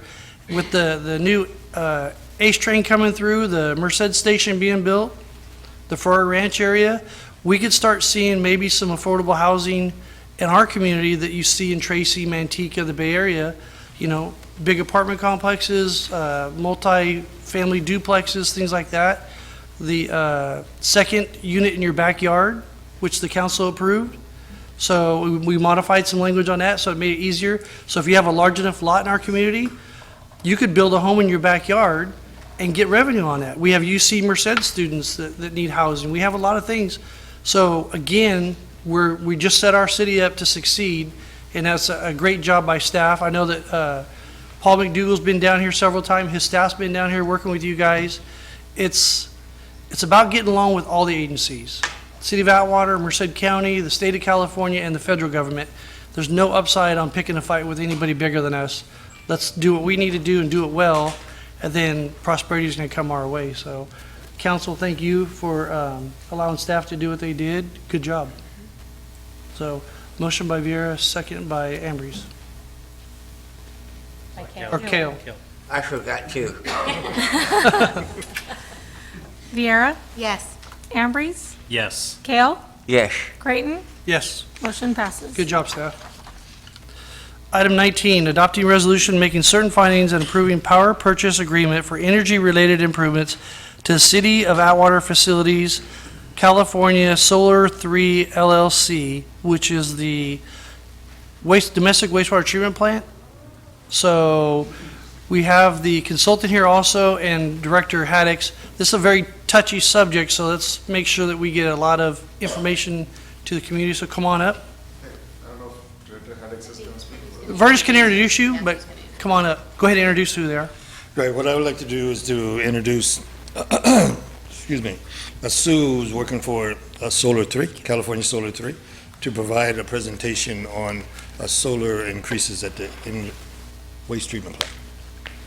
So what Director Haddix was just saying is that we're adding new arrays out at the wastewater treatment plant, and you've been working on the Correct. PP. So, yeah, so good PPA. evening, Mr. Mayor, members of the council. Ashu Jain with NG, a holding company for California Solar 3. But Mayor, you had a question. Were you asking me something?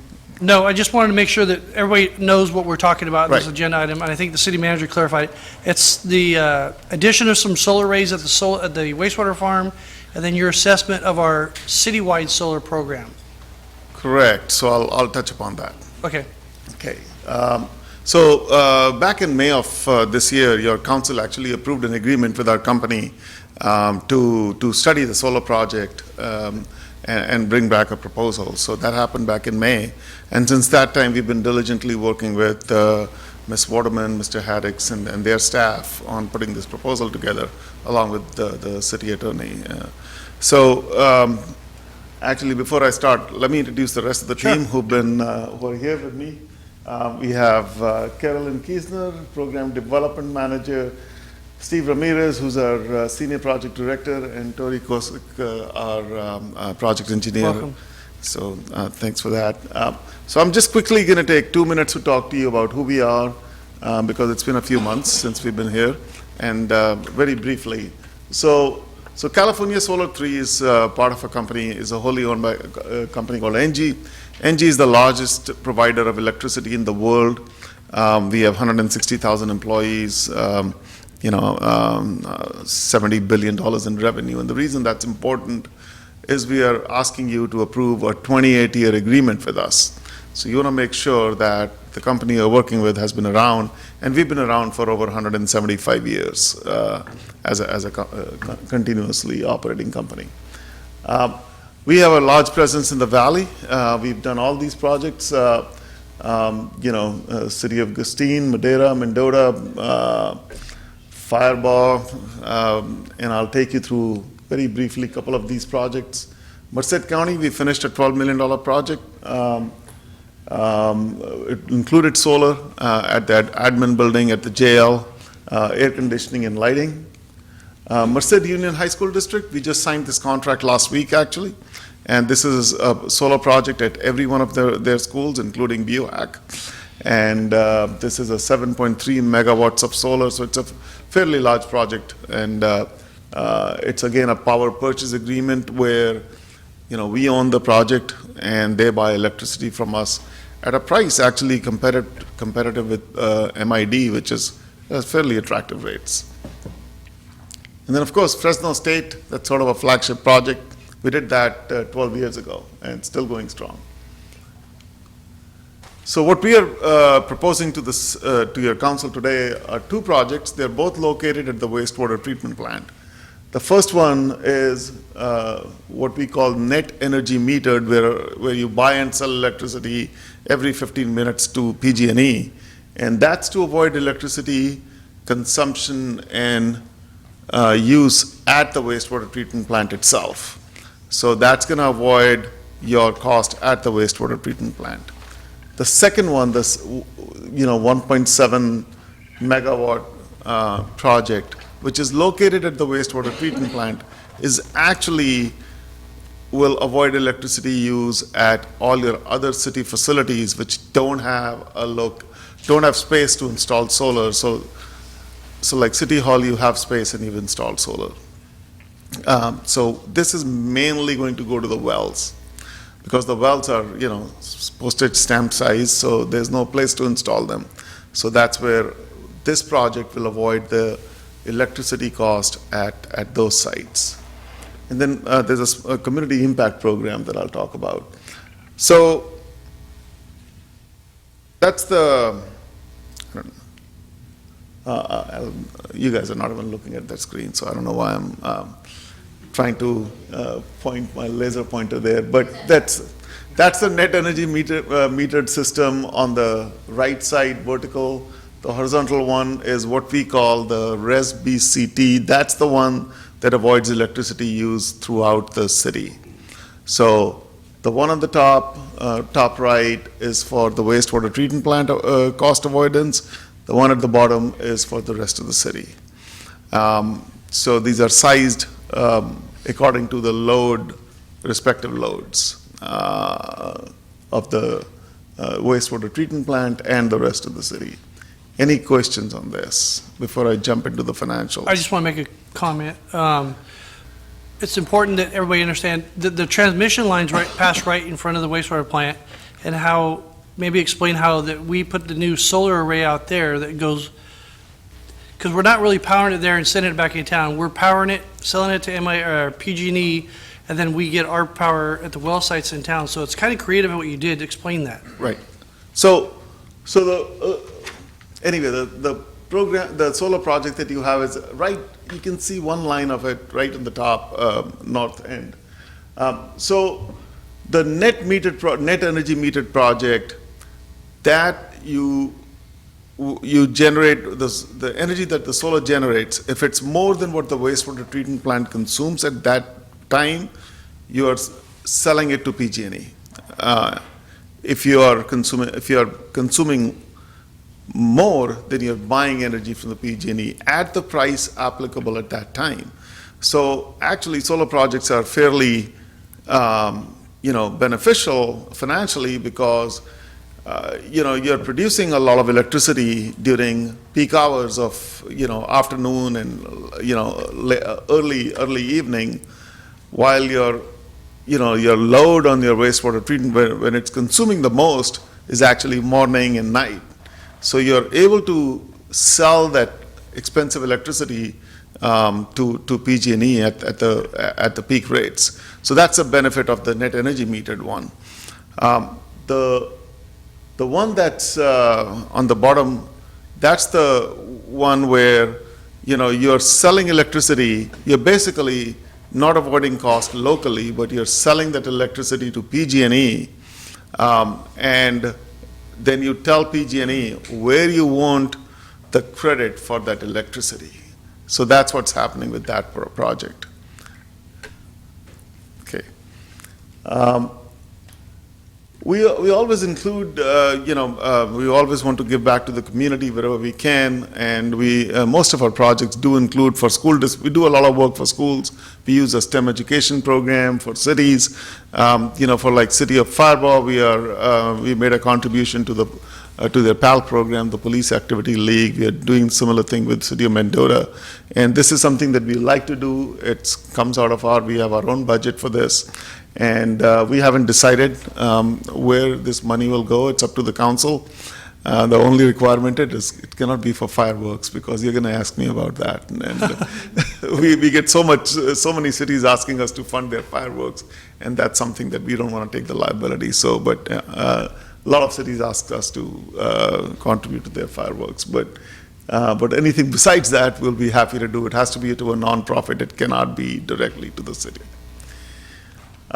What I'd like to do is direct your attention to the staff report. So here I have a very summarized cash flow analysis, because I didn't know how much time you like to spend on it. This is important, so. So if you have your staff report, I can take you through the cash flow in detail.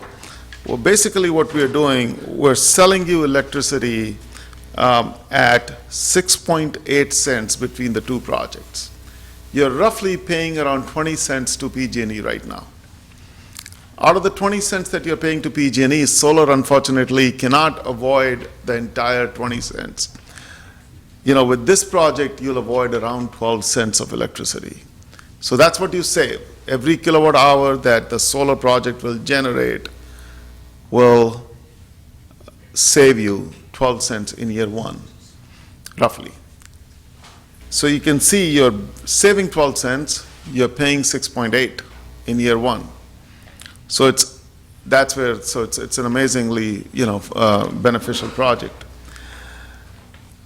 PG&E electricity prices are going to go up, are going up. We've only assumed 4%. That's very conservative. Actually, that's really very low. We are actually using 5 and 6% now, because with all the wildfires and everything else, the PG&E needs to upgrade their infrastructure, and pricing is definitely going to be going up. And like for next year, PG&E has asked for a 14% price increase. The year after that, it's 9%. So the more the PG&E prices go up, the more beneficial this project is, because you're generating your own electricity and you don't care about PG&E so much. So that's what we assumed in this case. It's a very conservative cash flow. And our price is going up at 2% per year, the one that we are going to charge you. It starts at 6.8, goes up by 2% per year. It's a 28-year contract. At the end of 28 years, you're still paying 11.6 cents. You're still paying less than what you're buying it for today from PG, or what you're saving with this project today. So it is clearly, there is really no downside to this project. You're not paying for it. We are, if I go to the next slide, we own the project. If there's any damage to the project, anything happens, it's on us.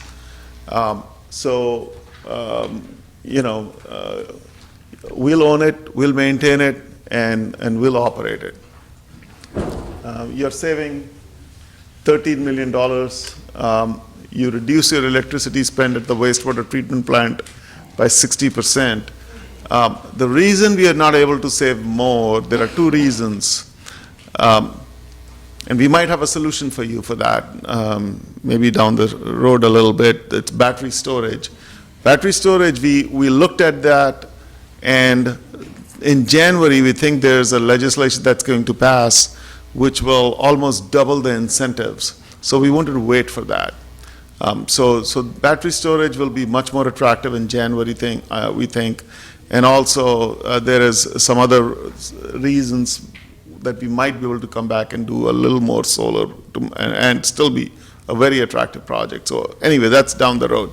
But there are reasons that we couldn't get to 100%. There are demand charges that you pay that we couldn't avoid with solar, but battery storage can avoid it. So that's why we are only avoiding 60% of the cost at the wastewater treatment plant. I think we talked about all of this. The reason power purchase agreements are financially attractive is because we get a tax credit from the government, 30% tax credit, and we pass it on to you in terms of a lower price for solar. That tax credit is going to go down on December 31st. So it's important, and that'll lead, if your council approves the project today, that'll allow you to get the full benefit of that tax credit before it goes down in a couple of weeks here. So I think that's some of the main benefits of the project, and I think that's all I had. If your council approves the project, we'll start work on it, in January, and we think it'll take us a year and a half to build it, only because construction doesn't take that long. But PG&E is really delayed in approving all the applications, and it'll take us we'll be waiting for 9 months for them. That's been our experience. So that's the end of the presentation. We're happy to answer any questions. Council, you have any questions? I did want to clarify, so there's no confusion at home. Right. The current solar arrays we have, that's an agreement that exists, that's separate to this. Right. And this project's going to enhance that, because as you redirect the power generated at the wastewater plant with that solar array to certain specific places where we're paying top dollar, right, that's bringing our cost down. That's why that $13.4 million is there. Correct. And the 60% and the 40% savings. So we're fixing something that we fought over here in this community for years, with some creative thinking with staff and being out of the box. The council said, let's look at it. Brought you guys in, you guys did analysis, and there's huge savings to the community. So that's what the people want. They want us to make the best choices, save them the most money, and then with PG&E costs going vertical, these are some controls that we have, and like you're talking about being creative with the battery power and possibly additional solar arrays. We're doing what we were told to do when we got up here, so that's a big deal, and that's proof right there. So, Cindy, go ahead. On the net energy metered, what we're not using and we're selling to PG&E, what rate are we selling it to? What are they buying that from? So it's done every 15 minutes. There's a meter that does it every 15 minutes, and you buy electricity at the cost that PG&E is selling you electricity at that point. So if they're selling you electricity at 40 cents a kilowatt hour at that time, will be selling it back to them at 40 cents. So let's say, you're producing a lot of electricity in the summertime, in peak summer, and you don't need it at site, you're selling it to PG&E at 40 cents, while you might be buying most of your electricity at night at maybe 10 cents. So that's the advantage of a solar project. So net, what's going on is that you're saving on that, overall for this project, you're basically, you're buying electricity from us at 6.8 cents in year one, but you're saving 12 cents. So you're avoiding 12 cents of cost from PG&E. That's the average. So the current situation we have right now with our solar system, we've never, and I've never in 3 years been given a clear picture as to what it's costing or what it's saving. Is it even costing or saving? I know there have been times that we've gone and looked at the contract. There's no way to get out of it. So I'm going to ask legal, is this a contract that you've looked at? Is it safe for the city? Are there any, what if we get a year into this, as we did on our other contract, and nobody's happy? Can we get out if we're unhappy? Our other contract, regardless of what it was costing, what we were doing, and my concern with that is all the information that you've given me here, solar is not my forte. Mm-hmm. So before I would ever feel comfortable, and maybe John or Danny or Paul has a lot more knowledge about this, this is something that I think as a city we should get a second, third, even fourth opinion on based on the amount of money that we spent on the very first project and we still have a very unclear understanding of whether or not that was a good financial decision. This is a 28-year contract. I won't be here when this contract runs out, probably. So we're taxing the city with this contract that I've literally had 2 or 3 days, and it's completely outside of my realm of expertise to understand. Selling it at, say if they were selling it at 40 cents and then we're buying, so really they're storing our power. It sounds almost too good to be true, and I hope that in fact what I'm getting for you is the whole picture, but where my knowledge ends, I don't know enough about this without taking some time and learning and reviewing and understanding what I'm approving. We just went through this whole thing where we put solar on our house, and literally to put a $30,000 project on one home, my husband researched for 6 months to make sure we did it right. And I've looked at one thing here that I only partially understand. So and I understand tax Right. credits are running out, Yeah. but also with re-election around the corner, I'm not putting something onto my citizens that I can't say in good faith I voted for something that I knew was good. I don't have a clue.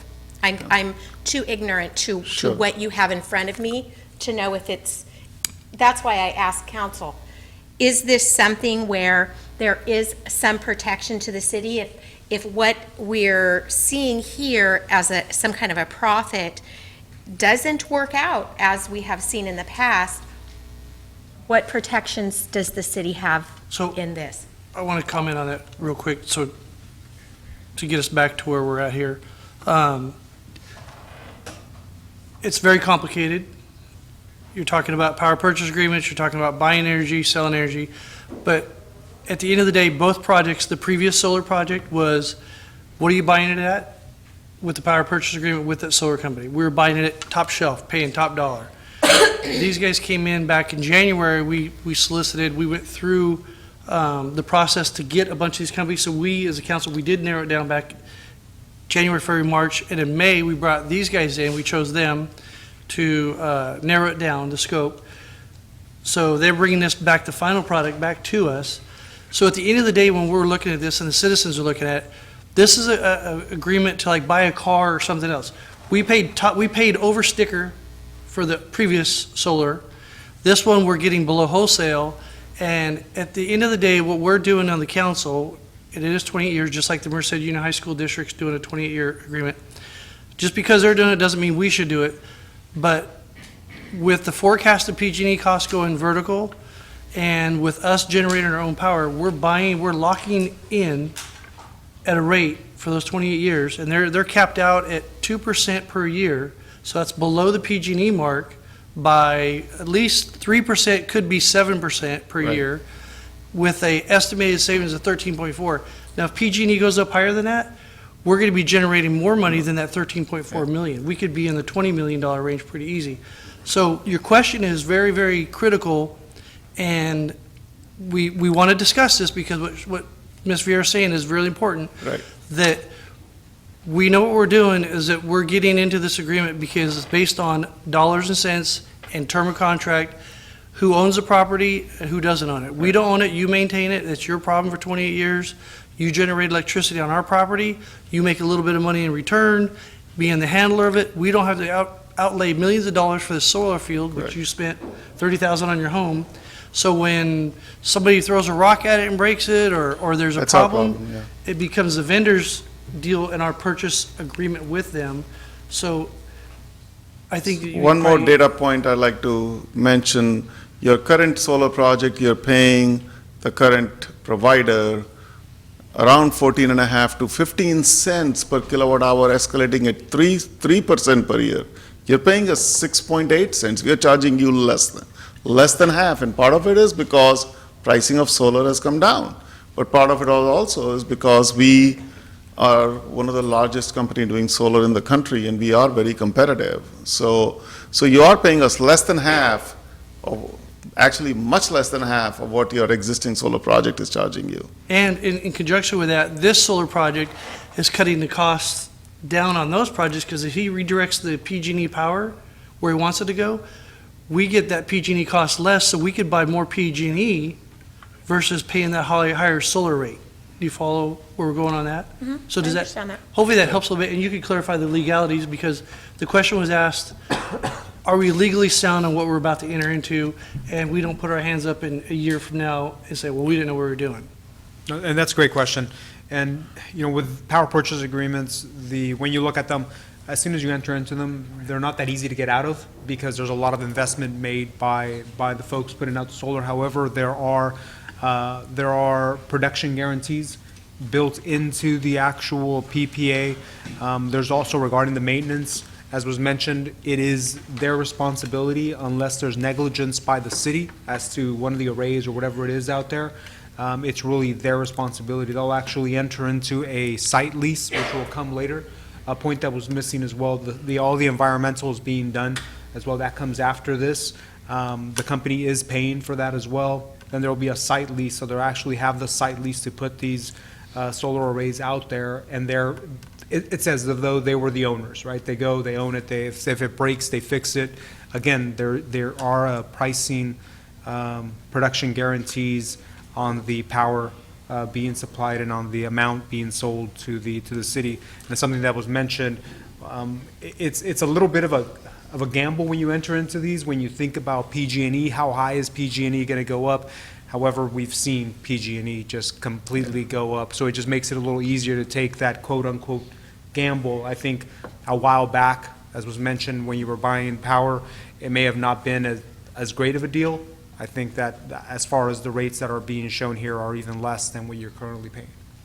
So, to put things in perspective, the risk that you're looking at as a council is to do nothing versus do something. So the attorney just said that we're covered legally between us and the manufacturer and the generator. So we're looking at leaving $13 million on the table if we do nothing, or we save 13 to potentially more. And then after the first of the year, as we move forward, this 9-month process, maybe a year process, that batteries come online, new technology, maybe additional field space. So I think that the citizens of Atwater have everything to gain as opposed to the previous solar project, which was new. It was cutting edge, new stuff. Yeah. And a lot of things happened that were good. A couple of bad things happened. The finances weren't right. But we have focused on this, the financial side first, the physical side second. So does that help your concerns whatsoever, Council? Yes and no. Sure. I understand. I think for me personally, for my knowledge, and for me to feel secure in what I'm doing, to have this information for a couple of days and digest it, research it, understand it all, I just don't feel that's enough time for me to make an educated decision. And I know that we narrowed it down and chose one person, but putting an awful lot of faith in something that, as a council, I mean, I haven't thoroughly read through all of it. There wasn't enough time to read through it because I don't understand everything I'm reading, so I haven't digested it. And I know I'm just making a suggestion that I would not be of capacity to make an educated decision with this. So for instance, I mean, and we can take the time and go through and answer quite a few questions. I see, like in year 3, there's a savings of 303, and then in year 4, it goes down to a savings of 170. Can you bring that spreadsheet up? I don't understand that. And then it goes back up, but then we do have a couple years. So, I mean, there's just... I can explain that to you. Okay, and then also, one more thing too, on the panel... Take your time, we got time. Degradation, and I'm assuming that's the wear and tear over the period of time. We guarantee that's a 0.5%. Is that per year or through the life of per year? Yeah. So what is the life capacity on these panels? So we are basically giving you a guarantee of 28 years on these. So when we say we are offering you a 28-year term, we're basically guaranteeing you the production for 28 years. So anything goes wrong in 28 years, it's on us. Because Okay. if we don't generate power, we don't get paid. So the life of a solar panel is typically assumed to be 30 years, but technology has come far, and A long way. it's really, I would say it could be anywhere from 35 to 40 years. We're basically guaranteeing you the system for 28 years. So where you show at the top the total solar system size, which is the 2,807 kilowatts, Right. how much of that is guaranteed? So we're guaranteeing, so you have to realize, we're guaranteeing a production, and I think it's 85%. We're guaranteeing 85% of the generation. So 85, right? Yeah. So what that means is that if you generate less than 85%, we actually make you whole with not only, so you're not paying us, first of all. You have to realize this is a power purchase agreement, so if you don't generate, you're really, what you're doing is you're paying us, you'll have to buy power from PG&E instead of buying it from us. So we are making you whole with PG&E because we are not paying you just the PPA price, we are paying you a cushion between the PPA and the PG&E price. So we're making you whole with respect to PG&E. So there's really no downside. Let's say we only produce 85%. You're still going to get 85% of 13.3 million. It's not like you're losing money on this deal now.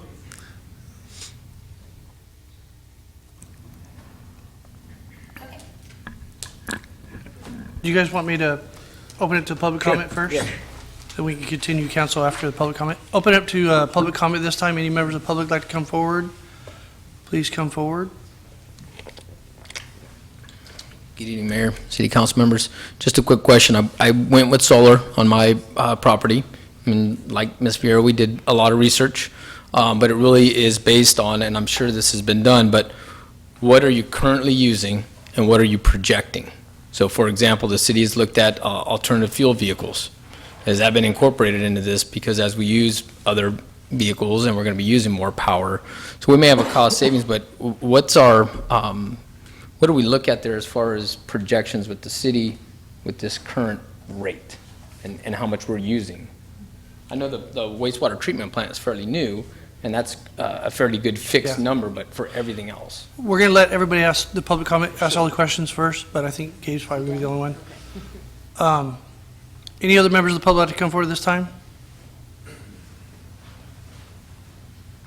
Can you remember that question? Yes, sir. Okay. I would just like some verification on whether or not the power, it sounds like we're basing everything off PG&E. Is it in fact, are we purchasing power at PG&E rates or is MID's rates?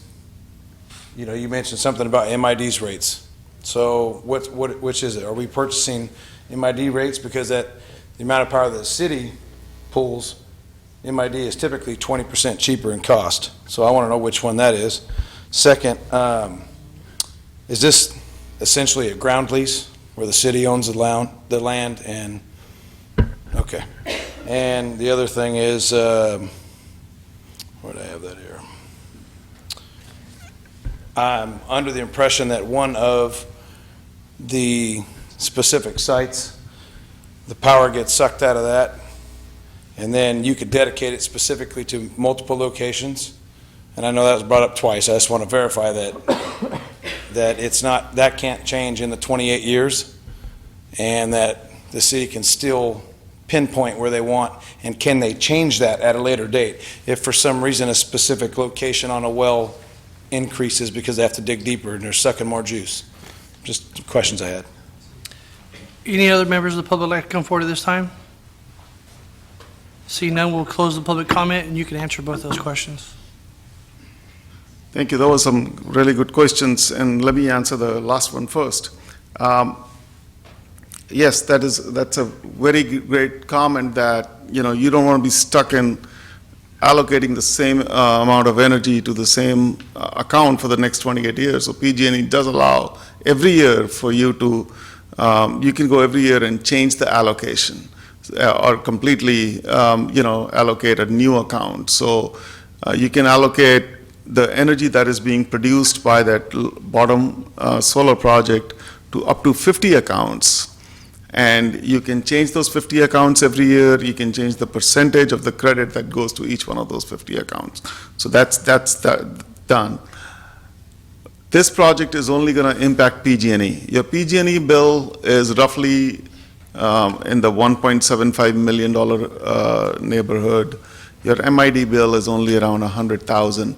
This project does not impact MID at all. It is only for PG&E. That's the other question you had, I think. And the ground lease is, yeah, the land will always be owned by the city. And as far as the other question, that was, what was the question again? You could ask it, Gabe, you can come on up and ask it again. So for like my own solar, they based on what I currently used and they looked at previous years. Right. However, if I was gonna add, additional air conditioning. Right. No, uses, great question. What was our yeah, gray area there, our buffer zone that we allowed the city with Correct. future growth? Yeah, The so- wastewater treatment's fairly new, but everything else is not. right. So this project, the top one there is for the wastewater treatment plant. It's been sized for the wastewater treatment plant. Actually, if the wastewater treatment plant grows, we can add to the solar project. So there's a lot of cushion there. The one at the bottom, it is allocating, again, it is to avoid electricity use mostly at your wells. And it'll always be used. Now, if you're adding more wells, then you'll have to add to this project at a later date. So it's been sized for now, okay?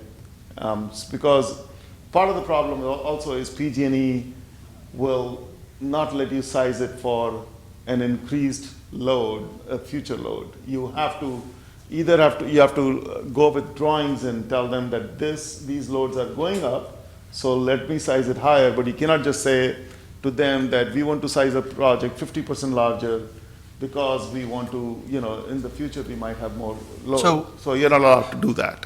I have your light on, Cindy, I want to make a comment.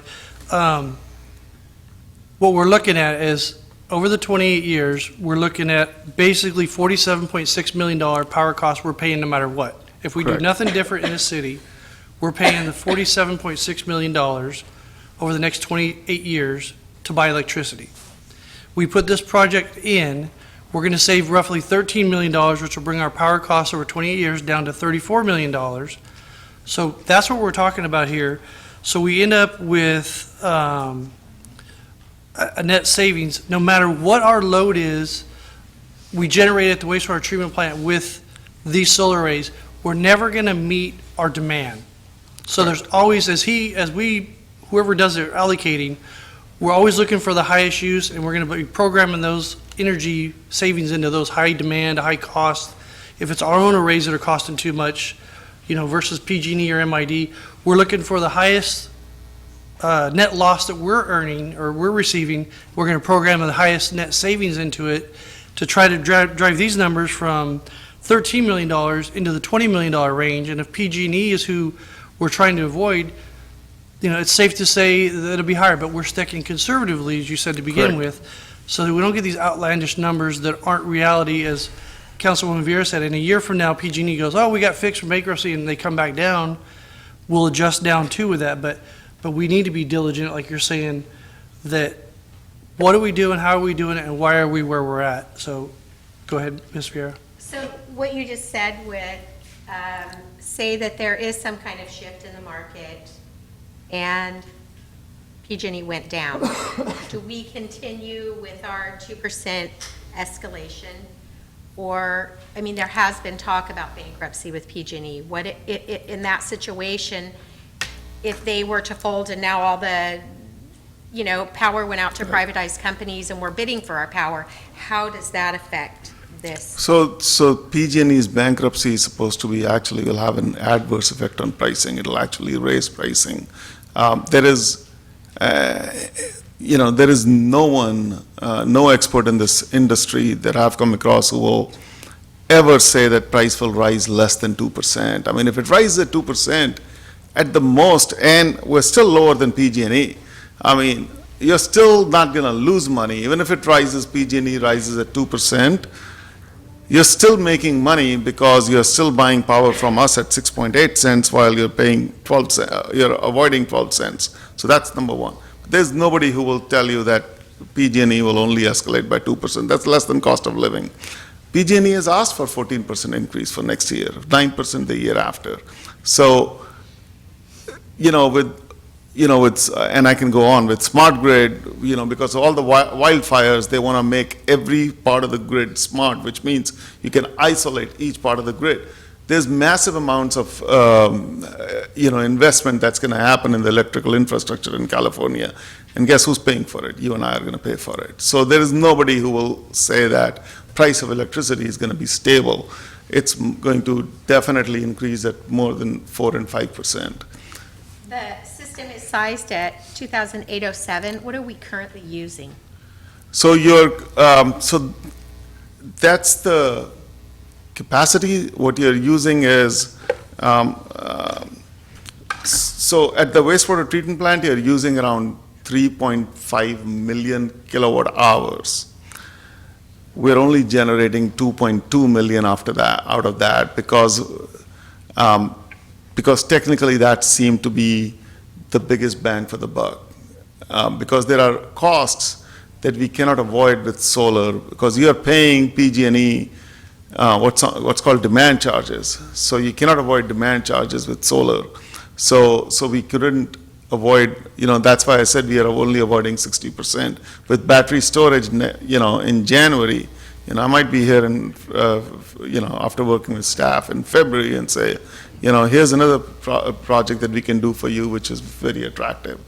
We'll see if that happens. But, we cannot avoid the entire cost at the wastewater treatment plant. So currently, wastewater treatment is using about 3.5 million Kilowatt hours. kilowatt hours. Yeah, And then this system will produce about 2.2 million kilowatt hours. right. So the other 1.3 million You're is. still buying from PG&E. We're still buying from PG&E. Correct.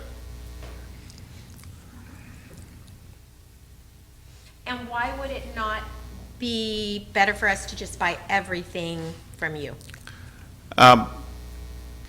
Because there's a point, because you're buying electricity, the solar project is producing electricity at a time when the cost is high, and you're actually buying electricity from PG&E when the cost is low at night and in the morning.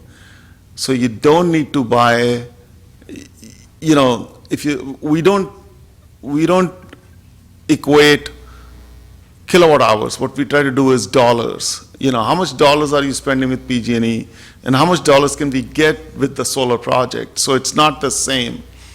So in terms of dollars, we basically are zeroing out what we can of the PG&E bill. So roughly you're spending at the wastewater treatment plant around $600,000 a year. This project's going to save you $400,000, even with that that 2.2 million. You're going to save $400,000. The rest $200,000, unfortunately, we cannot save with you even if you put more solar, because those are almost fixed charges from PG&E and charges based on demand. So there was no point in offering you a higher system size. There is a lot of work that we did with staff on this, so Sure, I know you didn't have enough time to look into this. And do we know last year for total, what we paid? At the wastewater treatment plant, you paid around 600,000, a little over 600. Overall, for the city, you paid 1.75 million.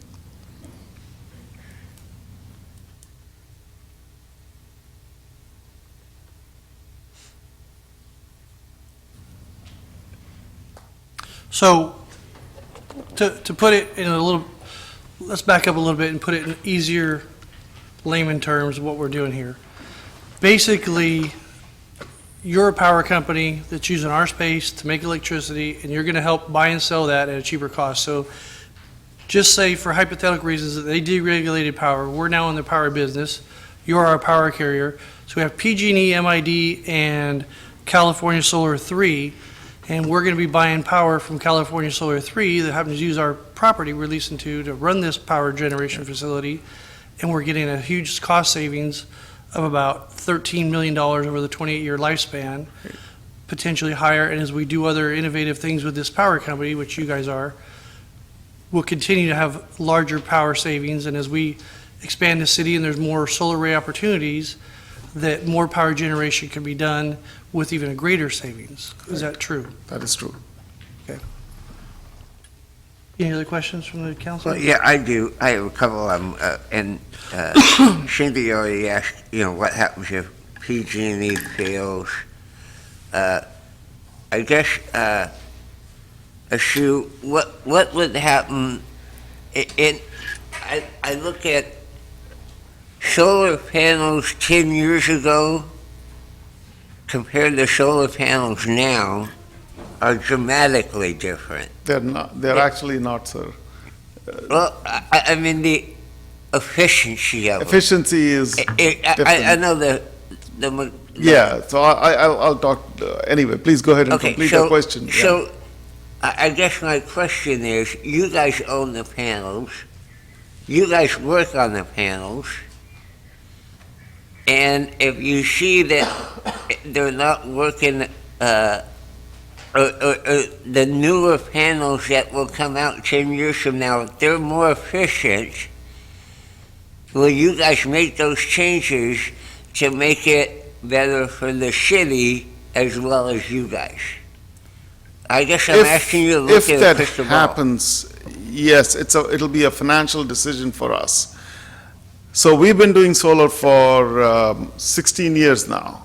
And when we started doing solar, panels were 10 to 11% efficient, which means 10 to 11% of the light that hits the panel was being converted to electricity. Today, it's around 19 to 20. Okay, so in 16 years, it's doubled the efficiency. But it's still the same technology. Actually, it's the same technology that Sacramento Municipal Utility District installed 45 years ago. Mm-hmm. So the technology hasn't changed. We keep hearing about different technologies that are going to come out from MIT and Caltech. Nothing has been commercialized. This is what, so this is what's available and is commercial and it's reliable, and we've been installing it for 16 years. So 10 years from now, if there's some radical change, will we come and replace panels? I'm not sure if there is going to be a radical change, so it's a very hypothetical question. If it makes financial sense for us, we'll do something, we'll do it. Okay. Otherwise, we're guaranteeing you that this project is going to perform for 28 years.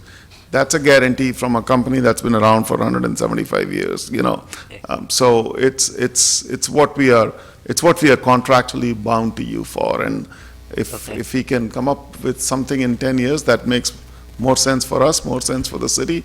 Well, like the batteries. I keep waiting for good batteries too, to put my home so I can store and do that myself. Right. And then the other question I have was,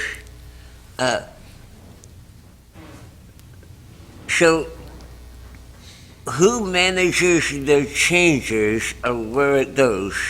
Or who will you guys come to us and say, you're spending it over in this area, you're spending the excess, you're using the excess in this area, and we think it's more efficient if you use it in that. Do you guys do that, or are we No, we do that for you every year.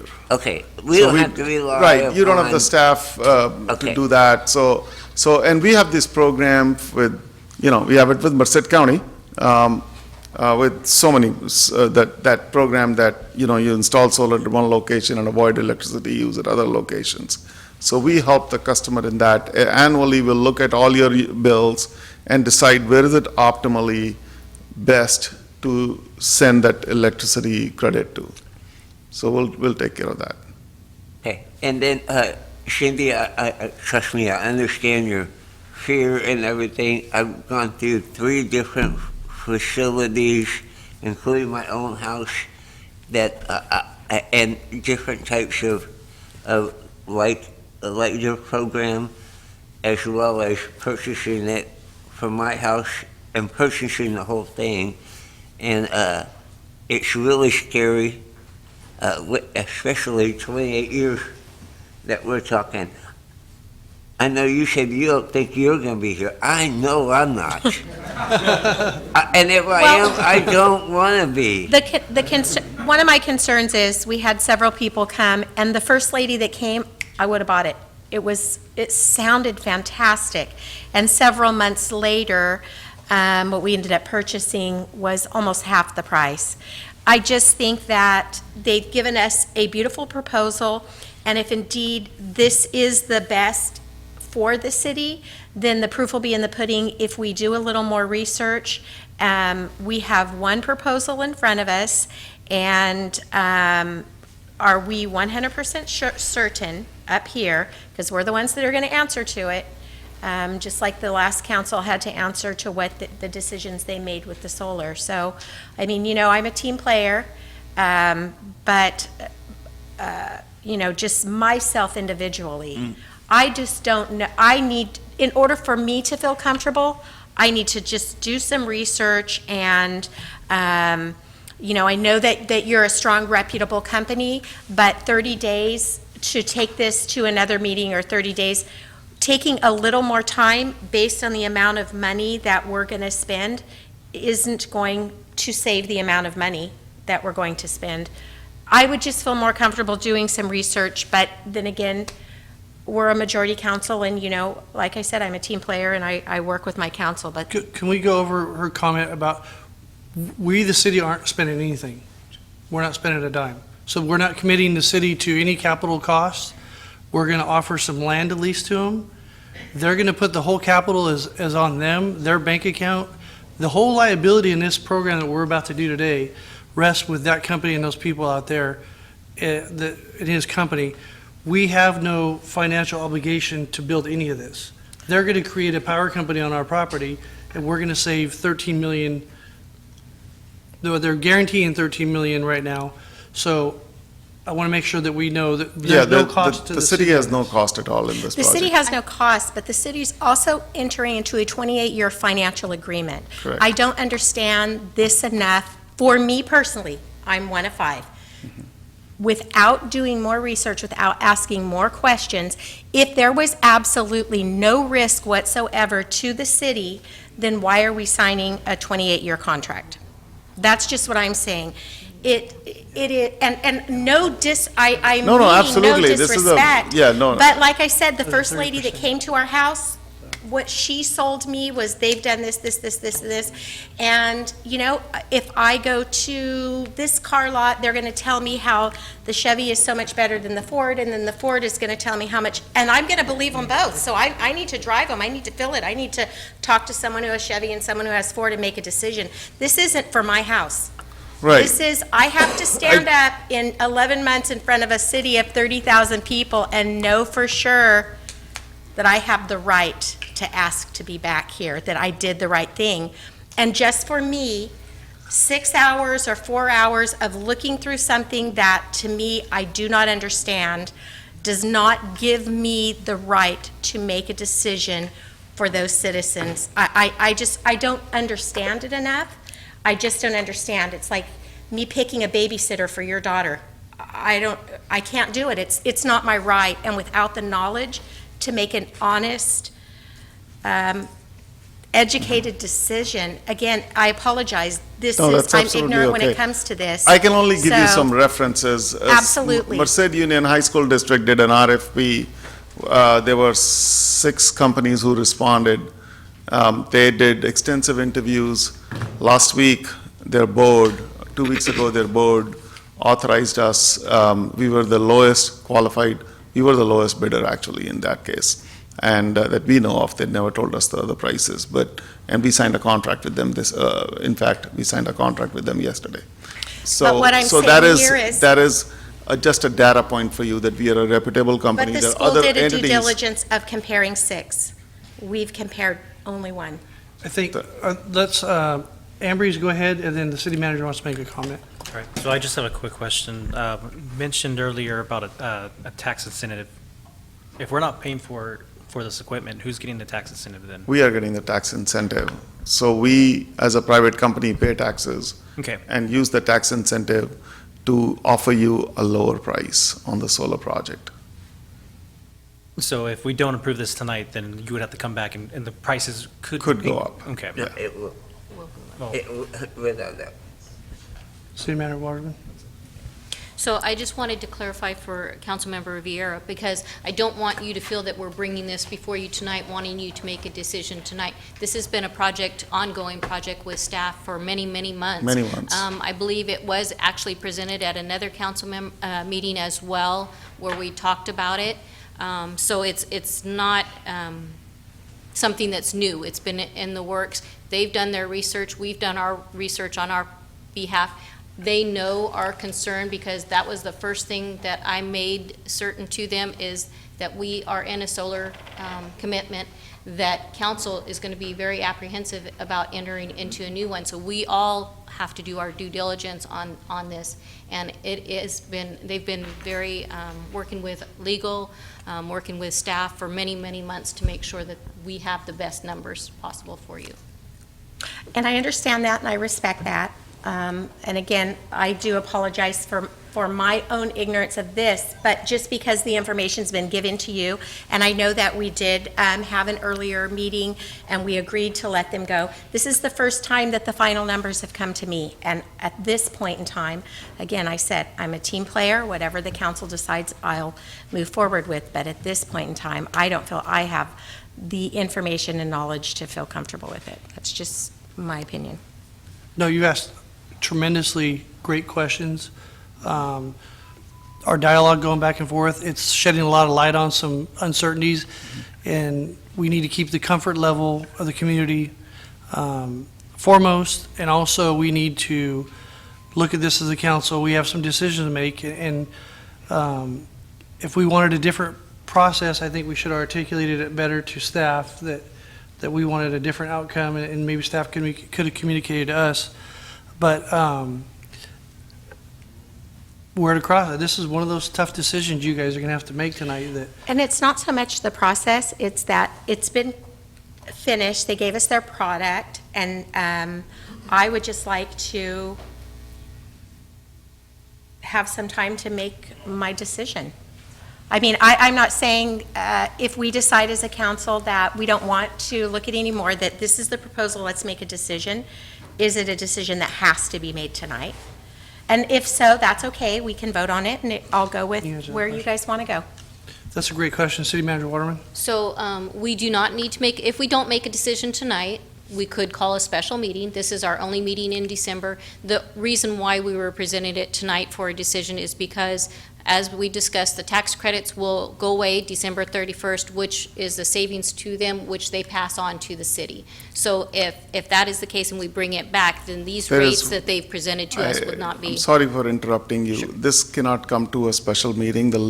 Okay, because the public Government hearing? Code 4217 requires that it be made a decision on a regular So meeting. so the next meeting would be in January, and at that time, these savings would be potentially Could be potentially lower. lower because of the tax credits that are offered and will go away December 31st. So I think to give a couple of things to Councilwoman Vieira that we need to shed some light onto, that we do differently as a council. Sometimes we get a lot of information, and it's a lot. I mean, this is the agenda for tonight, 500 and some pages. We'd be lying to you guys in the public if we told you myself, anybody reads every single document. We have an obligation as electeds to have a good general understanding, and I respect what Councilwoman Vieira is saying, because she's very thorough, and she does cross her T's and dot her. She's a financial expert. But what we do is we've hired millions of dollars of staff, the experts. I'm not a department head, you're not a department head, and we've been put through the grinder, this community has been put through the grinder because people have done things in the past that staff maybe wasn't completely aware of, or council was just kind of running, old Western style. We put in place some professional staff that we pay dearly for, and this community expects professionalism. So, they're the ones that are getting the data. They're the ones having these conversations. They're the ones gathering everything to present back to the community. So I also want to, and this will probably come off rough to staff, but if staff messes this up, it's off with their heads before the community takes our heads off, because they're tasked with a fiduciary responsibility and obligation to put the city first. So it's not 100% on you. You're taking a lot of the burden on yourself, and that's awesome, and we all do that. But you also have your staff below you right here that you carry a big hammer on. So it's not all on you to have all the answers all the time with every single detail. And I challenge anybody out there to get into this data. I've looked at it pretty extensively, and I'm still a neophyte on what I'm talking about. But I try to keep everything simple, that, this is a big deal, but the risk is small because it's on these guys to spend the millions and millions of dollars to build this power facility, and we're guaranteed $13 million savings. I don't see how, at the end of the day, anybody could beat you up for doing the right thing, because that's what we're charged to do. And staff, you're bringing us good projects. So I just want to make that comment that at some point we as a council have to rely on staff, and we got to hold them accountable. And here's a tough one tonight. I look at it like this. This is, I agree with you, Cindy, and it's very scary. And I look at it that we're buying stock in their company, but we're not using any money. And that to me is kind of a cool thing. I think it's good. And in the beginning, when this came out and we talked about this, I did a lot of research on their company, and I asked other communities about them at an event, and everybody I talked to gave high respect for this company. So I mean, I know that's not I understand, and I'm not in any way discouraging the reputability of the company, but just like you said, Merced Union High School District compared 6 proposals, and they were chosen, but they took the time to review 6. We're looking at 1. And I know that when the previous council made the purchase of the First Solar, they thought they were saving a ton of money. And I've never in 3 years been even able to get clarification if it's costing or is it saving money.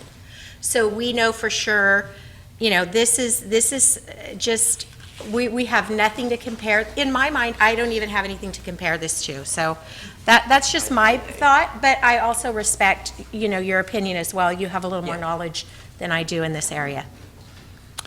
So I'm going to bring it to the council for direction.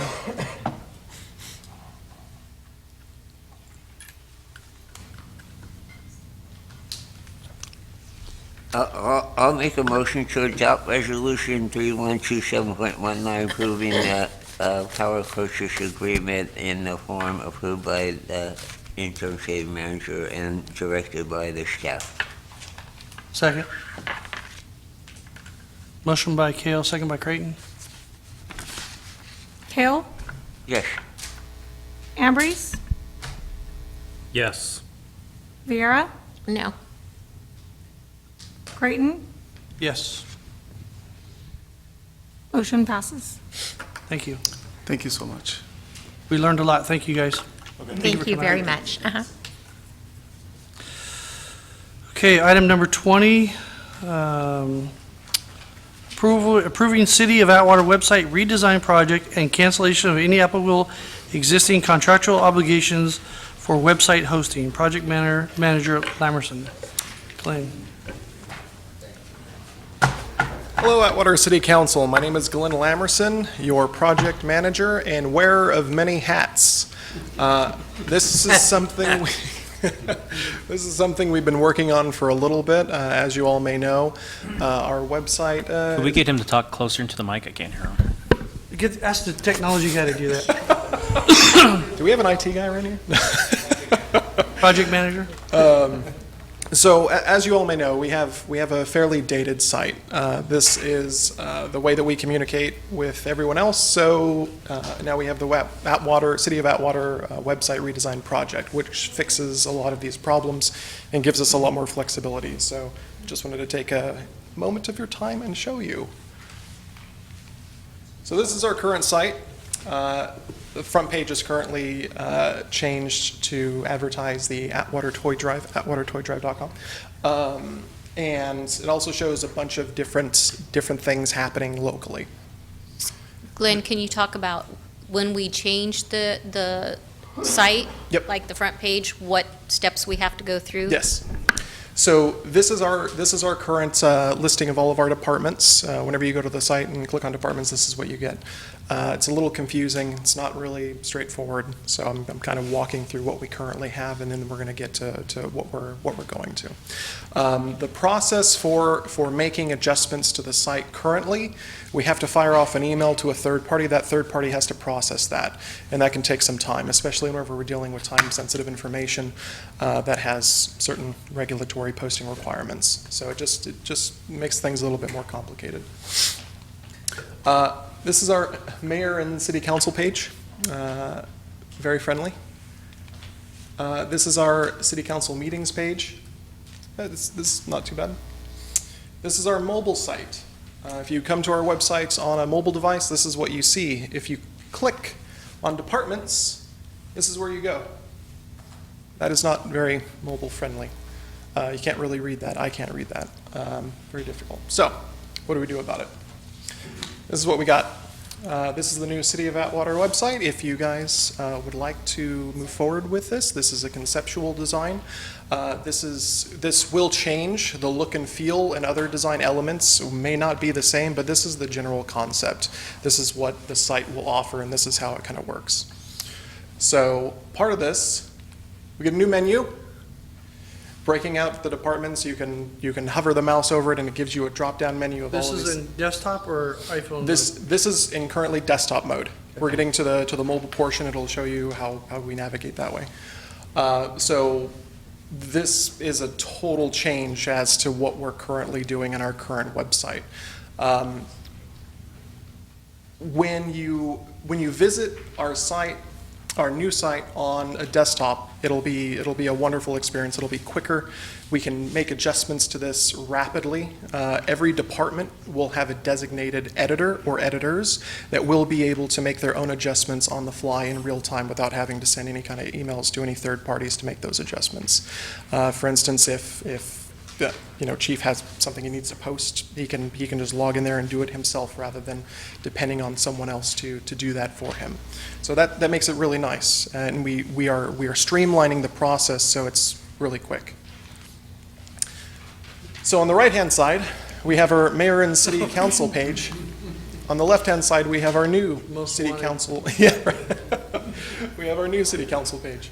This is a cleaner representation and a cleaner display of information. So I think it's a little bit more effective. It's not that we're making any information disappear. We're just relaying out how things are displayed. So it should be a little bit easier to digest as you move through the site in general. You got quite the smile. Look at those teeth. So this is our city council meetings media page. Right-hand side current, left-hand side new. When a department has something to post, whether it's RFPs or minutes or agenda items or whatever, it can go into a media repository. This is sorted specifically for city council media. So if someone needs to find an agenda or a packet or minutes, this is where they can go. They'll have one location in which they can find all of the most recent items. And the videos will appear on this page right there too? So the video will be in a separate section. Okay. One of the benefits of this platform is that we have a lot of flexibility because we have direct control over the source of the site. We can do interesting things like integrating live council meetings into the page. So we don't have to have people going to third-party websites to view the content. So they can simply go to atwater.com and then they can start watching it in real time as it's happening. Once the meeting's over, it goes away and it becomes archived for And they later can viewing. get the archive on that same page. Yes, yeah. Sorry, this is a little bit more of a technical detail. The archive won't just be on the main page, but there will be an archive link that you can click on that will take you to prior But they don't have meetings. to type anything, and they just go click, No, click, click. That's it, yes. There's certain things we need to make available instantaneously whenever a visitor comes to the site, and that's one of those things council. Just to clarify, you said atwater.com. Are we changing domains? Good catch, atwater.org. Very good. Yes, no, it is not atwater.com, it is atwater.org. Thank you. So this is a cool little feature. Search. Search is fun. This is a search for agendas. Left-hand side is what our new site will be like, and on the left-hand side is what our new site, on the right-hand is our current. And this is what you get when you search on our site. This is just demo data, so it's a little sparse, but you get the idea. We're getting back council agendas. On the right-hand side, this is what you get when you search for agenda. Okay. The first three are advertisements. So it's a little tricky to navigate. So it's a streamlined search for sure. It's very nice. So that's it. So that's the long and short of it. Super quick. It should be a dramatic improvement. This is going to reduce our spending on this by roughly 60%. So it's a cost savings. It's going to improve ease of use. It's going to also give us access to analytics data, so we know what content people like, what content they're consuming, and how they're consuming it. Because people may be visiting on mobile devices, they may be visiting on iPads. We don't know. We don't have any insight into that, and we don't know what content people are really consuming. And knowing that information, we can spend more time optimizing those pages to make it a little bit more helpful for them. Okay, I'm going to open up to public comment at this time. Any members of the public like to come forward on this agenda item? Please step forward, state your name. See none, we'll close the public comment, bring it back to dais. Comments? If we approve, when will this go into effect? So this will go live January 1st. New Okay. year, new site. Okay. Oh, nice. Great marketing. Okay, so you mentioned 60% savings, there's no, finance director would chime in on this. We don't see a fiscal impact here, so that's good. So it's a net savings. Yes. Yeah, because the cost of the new Yep. website is much less. Exactly. Because whenever we have a fiscal impact, we always want to see what that is, so this is Yeah. a net savings. Yes, yes, It's simpler for the end user, which is the customers. yes. We do our bill pay, everything goes through, this is still for the finance director, everything still goes through this website. They'll be able to pay their bills, they'll be able to interact with those type of things, and also the building official permits, things like that, we'll be able to. So that's a two-part question, finance director and building official. Yes, is that on? Yeah. Oh, okay, sorry. Yeah, we will still have all the functionality of the current website as far as paying bills and doing all the, current things that we can do on the existing website. So this is just basically a different format, I'm trying to think of the right. So with that paying the bills, I know that we changed something recently, and I got two comments that, why is it going to Oklahoma or somewhere, where's it? Pasadena. I'm like, I don't know, just pay your bill, I don't do that, but I'll find out. As long as your bill gets paid, but I see what they're saying. they were concerned that, okay, now it's going down there, what if they lose it, or how to, it made sense after I was like, I don't know, but, Yeah, so. we could have, I apologize, we could have done a little better job of getting that information out, that we were going to be utilizing the lockbox services that are offered by our bank. And we talked about that tonight in the Audit and Finance Committee, and it'll also be in the newsletter, and it will be on the website. So, yeah, we'll be able to share more information internally, so that's good. It's a secured lockbox that anybody who would like to mail their payment, it now will go to the secured lockbox with our bank.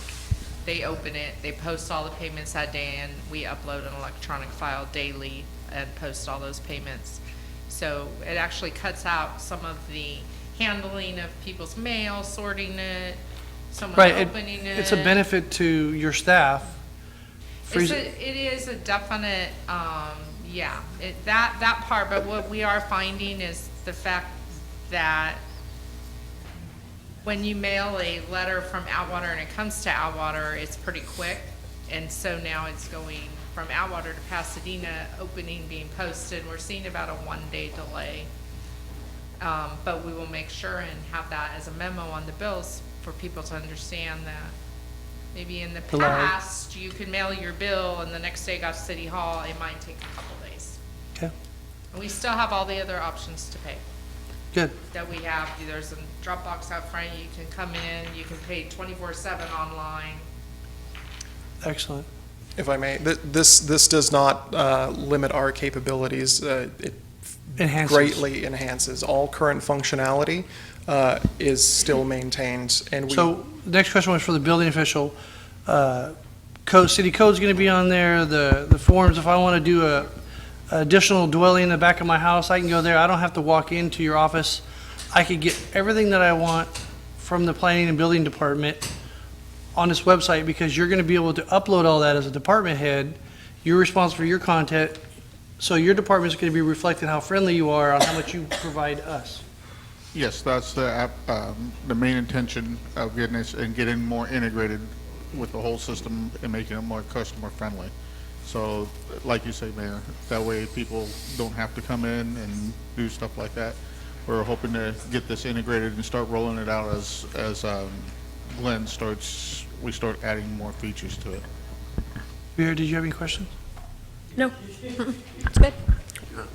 I'm gonna give my time to Mr. Ambridge.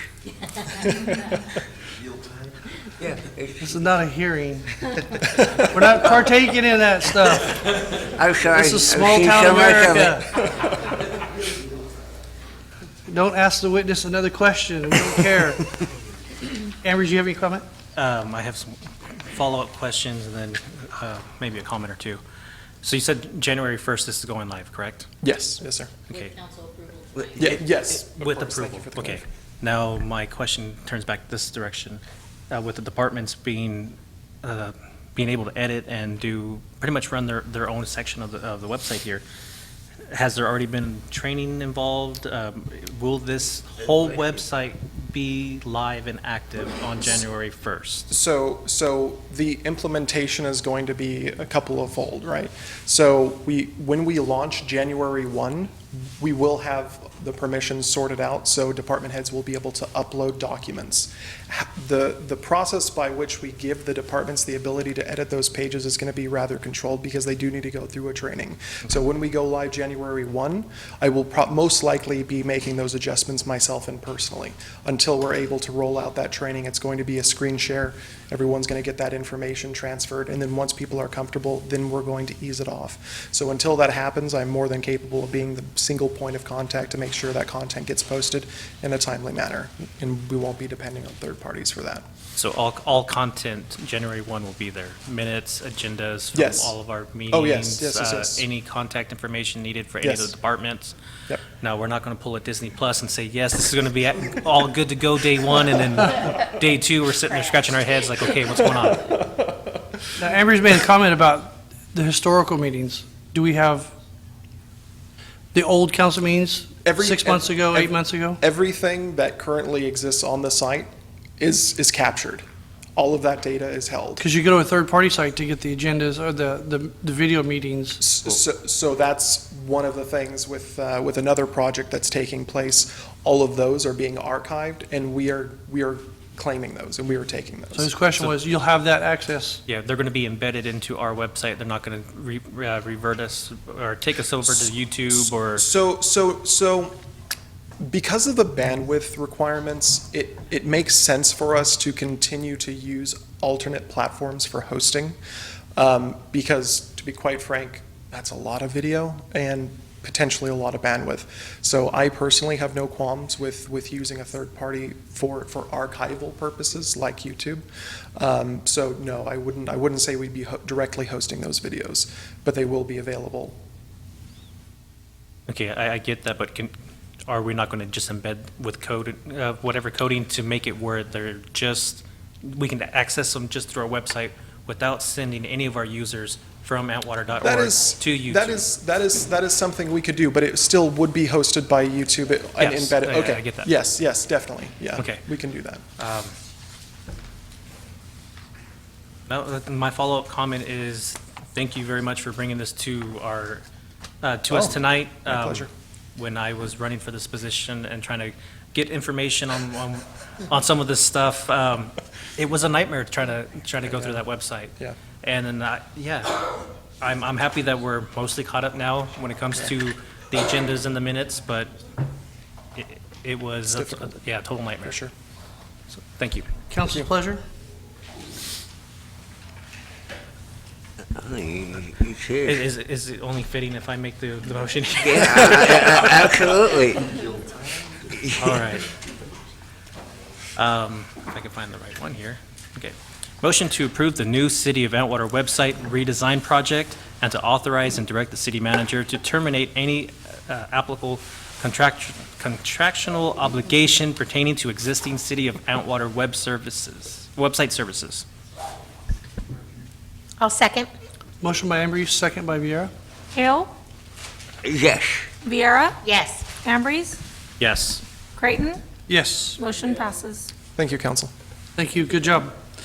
Item number 21, authorize the city manager to release and solicit requests for proposals for city attorney legal services and authorize the mayor to appoint 2 city council members to review proposals and provide a recommendation of top candidates to interview for the appointment of city attorney. At this time, if our city attorney could step out, please. City Manager Waterman, when the attorney leaves, you can take over.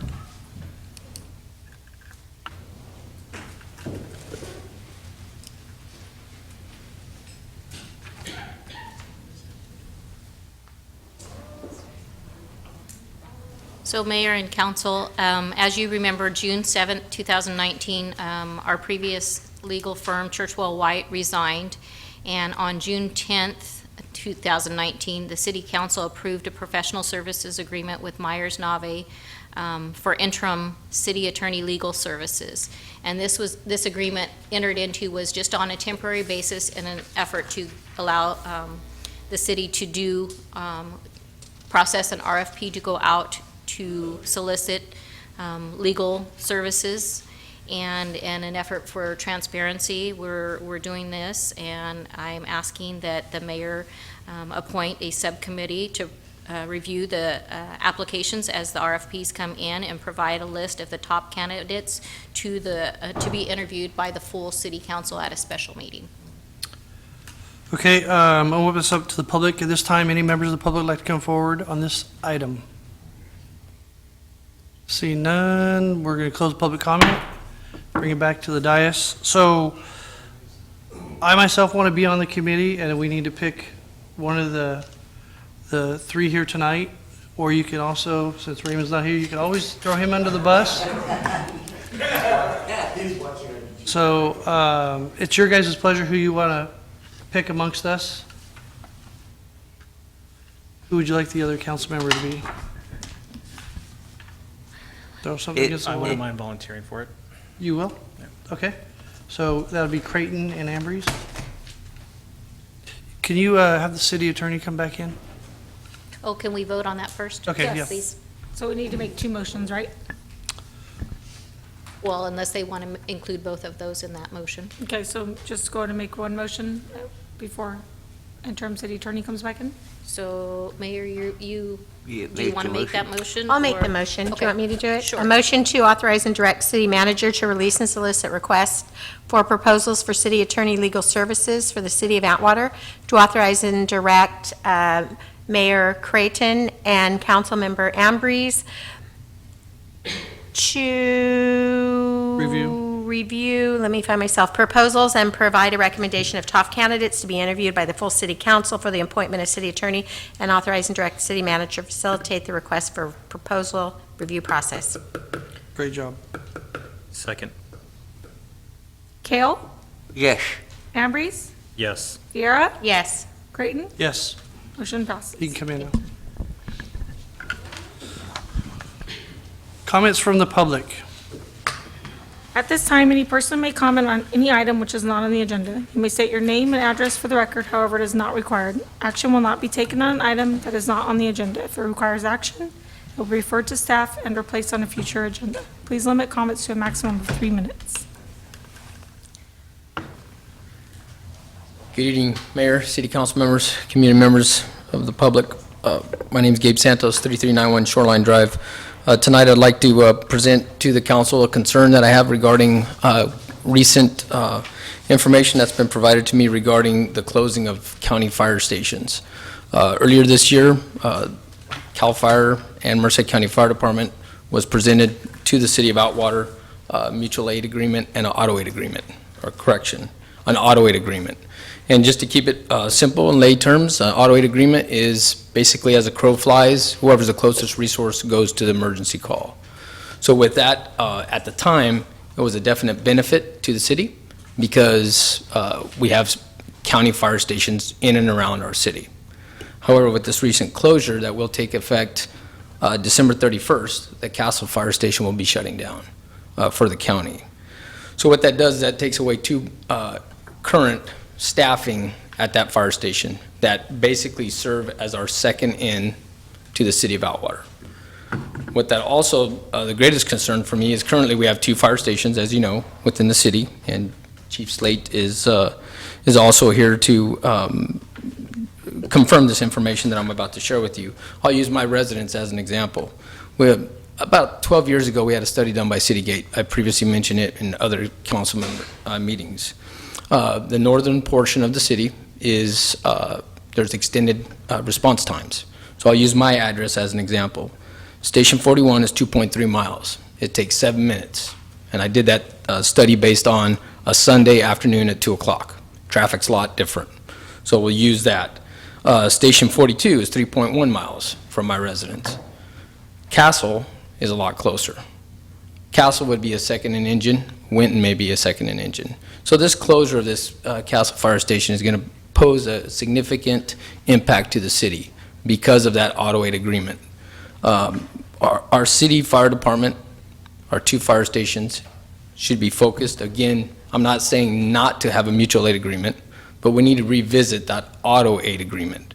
And the difference between those two is an auto aid agreement means that the closest fire apparatus goes to the emergency. So with the closure of that fire station, those 500 plus calls that Castle Station was going to a year, approximately 200 of those calls were in their immediate area. With that being said, now the city of Atwater, based on that agreement, will be the closest fire station. So my concern is now we're going to take resources from the city responding to county jurisdictions, which are going to impact my properties and the city of Atwater, which already has a deficit in the northern portion of the city. So I asked the city council to please revisit that auto aid agreement. I'm not saying to not be good neighbors. We need to be good neighbors and provide mutual aid when there's a need, but the city needs to come first. Thank you. Thank you.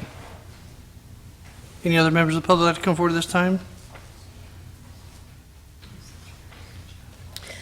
Good evening, Mayor and council members. Lori Johnson, 1675 Drakeley Avenue. Okay, waiting till the end for the public comments is really exhausting for some of us. Okay, so I think that if it's work-related, like agenda the things on the agenda that's work-related, maybe they could wait till after the public comments, because, they get work-related benefits and expenses. Anyways, okay.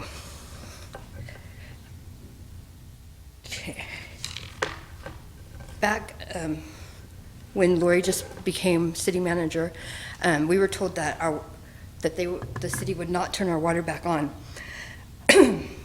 And we were trying to work with the city and resolve things, and there was no negotiations from the city. It was just, you pay this much, and that's what we say, that's what we say you owe, so there's no argument, And today, we went to court on the water case against Rick, and the people moved to dismiss in the interest of justice. So, therefore, justice is going to prevail for us. And here's a quote that I read recently, and I'm going to use it because it fits us today, because we went to court, and we are very grateful that the court found in our favor. And we are. So we're going to move forward on everything, and we want to put everything behind us. And we're starting out new with the council members and a better rapport with you guys, and you guys are doing a good job with the positive progress and reaching out to your citizens more and your residents more than the other council members and the other mayors and stuff, and I really appreciate that. But there are things that are holding the city back, and today was proof to us, because we were doubting. It comes to the point where everything is just honest and honest and honest, and so we start to doubt if anything is going to ever be brought to light. And today, when the DA said what he said is in the interest of justice, and that means the justice system is going to work for us, and I believe that, and I would like to thank you guys. Any other members of the public like to come forward at this time? Richard Johnson, 1675 Drakely Avenue. Okay, I'm just going to go over, there's an article in the paper where Joseph lost his lawsuit from December 8th, 2019. I've been telling this council for over 5 years, I've been speaking at this council, at this podium, me and my wife, concerning when the city forced us out of our house, made us homeless. We took our house back. That's when we started fighting, took our house back. I got rid of 13 illegals in my house. That's the city had in my home growing marijuana. They was tearing my house up. That's my property. We had every right to fight for our property that I put everything into. If any one of you, if that was to happen to any one of you, I don't know about the intimidation, if you'd be intimidated or threatened out of your home and you would stay out, but I'll be damned if I'm gonna be intimidated by anybody. I don't care who it is. They destroyed our lives over that property. The county even says so. That's back in 2015 when it all happened. So many crimes has happened in retaliation to us standing up for our rights. We placed protest signs out in our yard. We have the First Amendment right, freedom of speech.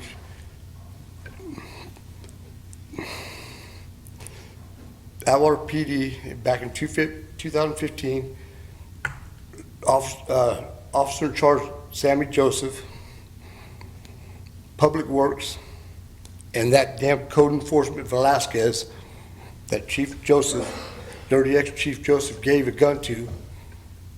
Honest to God, I believe he gave him that gun to get me. That's how much retaliation went. It took me 5 years to beat 8 false charges filed against me, but I beat every single one of them. Charges were thrown out or dismissed, and now today was my last one, and I knew that was coming because we are innocent of anything this city said we did. We just want a piece of our life back, if they don't give it to us. And that, the city's insurance, Ames Insurance Risk Management, dirty as hell, dirty as they come. We put an $800,000 claim back then when we won the hearing. When they took our signs, we won the hearing. We asked for a hearing. The hearing officer ruled in our favor. You all got the notice. The insurance got the notice. They fought us on it, okay? That's fine. I'm a fighter. I'll fight all the way. And I just want to let you know that all we wanted was a piece of our life back, just to move on. That's all we wanted. And, you know, all right. Thank you. Any other members of the public like to come forward this time? Hello, my name is Daniel Perez, 2383 Redwood Avenue, and I know a couple meetings ago I'd asked about, the status of it. I know I came here a little late because of work, but I'm so glad to hear that we're taking steps to get rid of it. You're talking about the homeless. Yes, sir, I'm so sorry, yes. And also, my church, we recently had a scavenger hunt for people my age, in their 20s, after college and stuff, because we tend to get forgotten. But anyways, it was around Atwater, and I just noticed that when my wife and I were on a team, and we won, by the way, we saw all the landmarks in Atwater and how beautiful and upkeep it is. I know people are complaining. It's been forgotten about and just disgusting, and now it's really beautiful. So I just want to say thank you for doing it, and I'm really proud to live here. It just really made me happy too, and I even commented with my wife when we were winning again. So anyways, thank you, appreciate it. Good job. Any other members of the public like to come forward this time?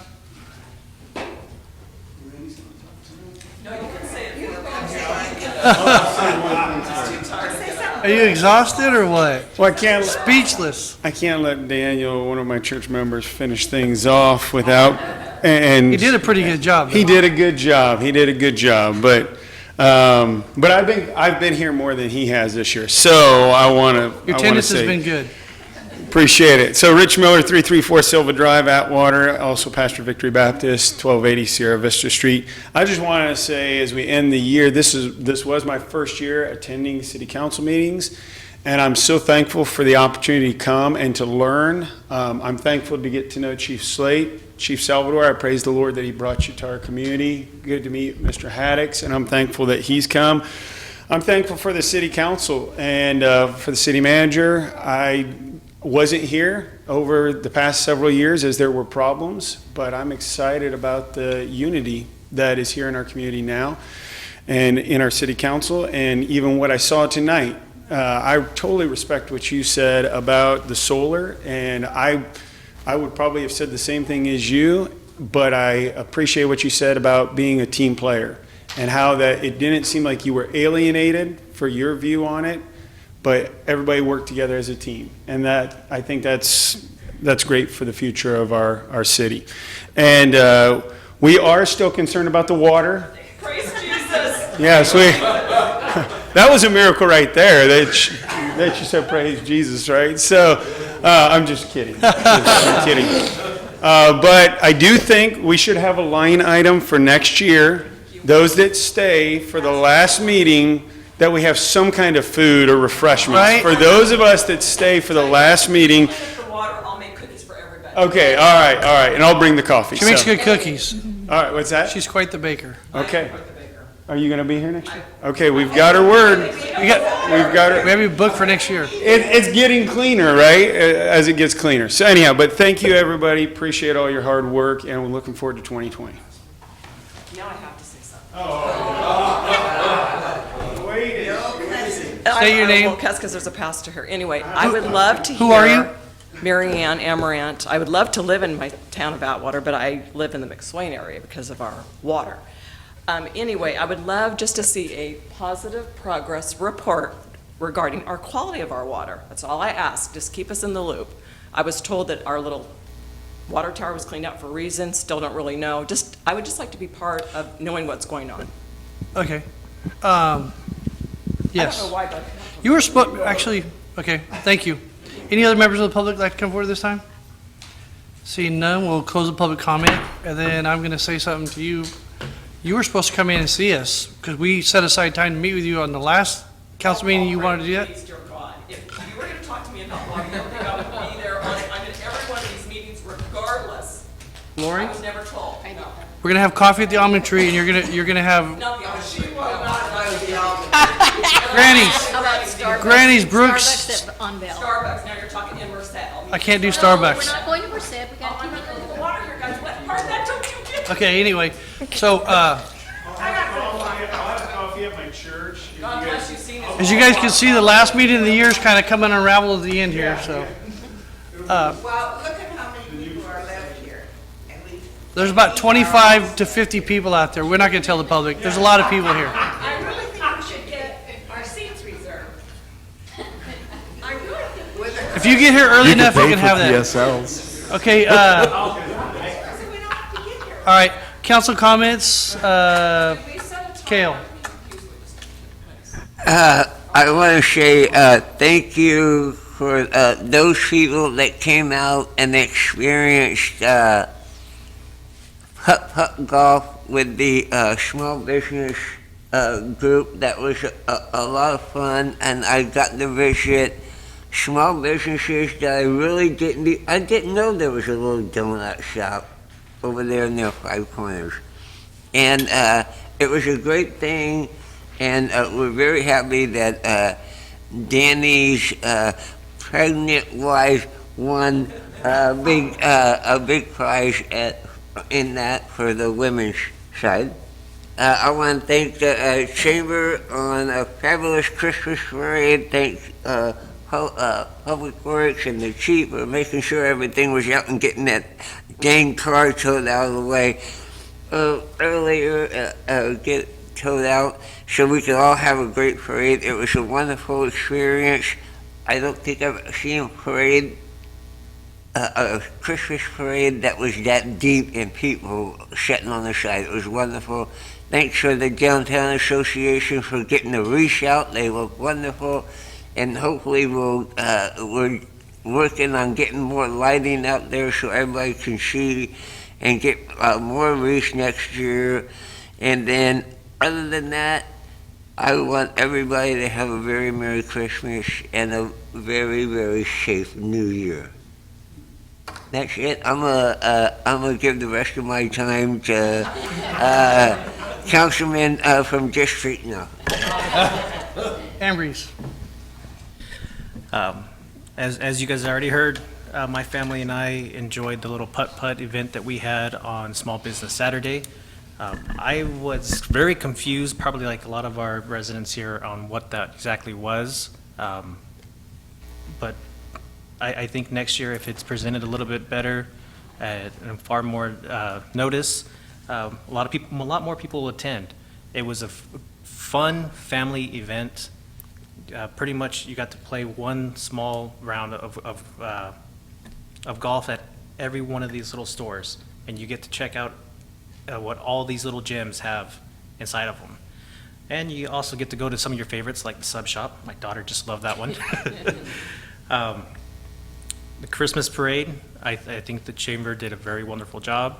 It was very different for me this year. I didn't get to watch the whole thing as I tried to participate.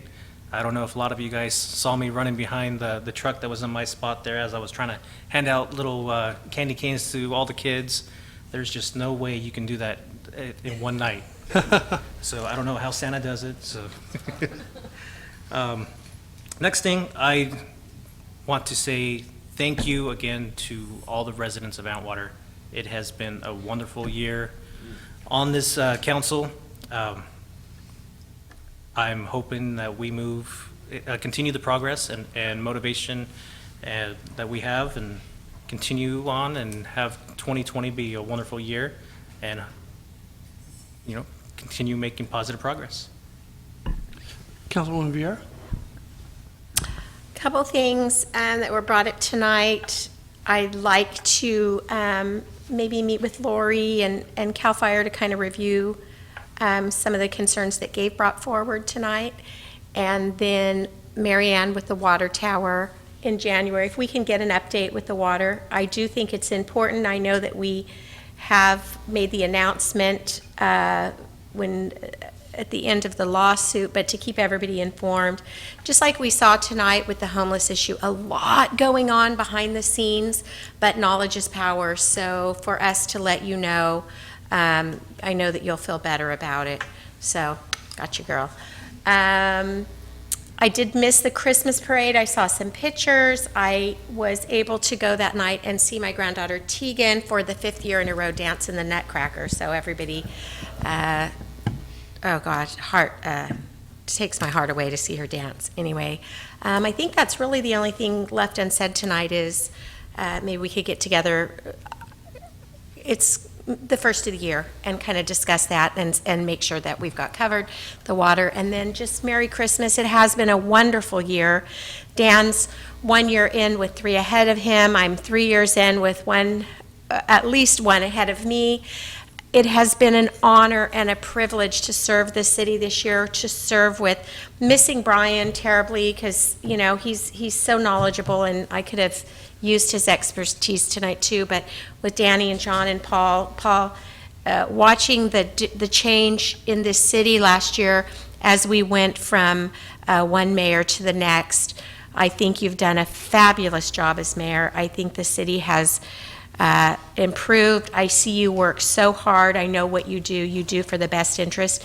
And it's an honor and a privilege to serve on a council that I think we all are going in the same direction. So, you know, we heard tonight a little bit of Atwater did this to me and Atwater did that to me. That's gone. That Atwater's not here anymore. Look over there at who's running this city, at the chief and our finance director and public works and Mark. If you look at where we've come and where we're going, we've done nothing but improve. And when I say we, I say all of you here, the people who stay to the end and don't. I'm hungry too. I'm hungry. I need some coffee or something. That cheeseburger's all I've had. Yeah. But we're here. You're here the same reason as me because we care. That's it. 29,000 people, are we the only ones here? Sweetheart, if I knew that and you knew that, we could fix it all, right? It's not that they don't care. Before I was on the council, there was a level of just, and I don't use this word in a derogatory manner when I say a level of ignorance.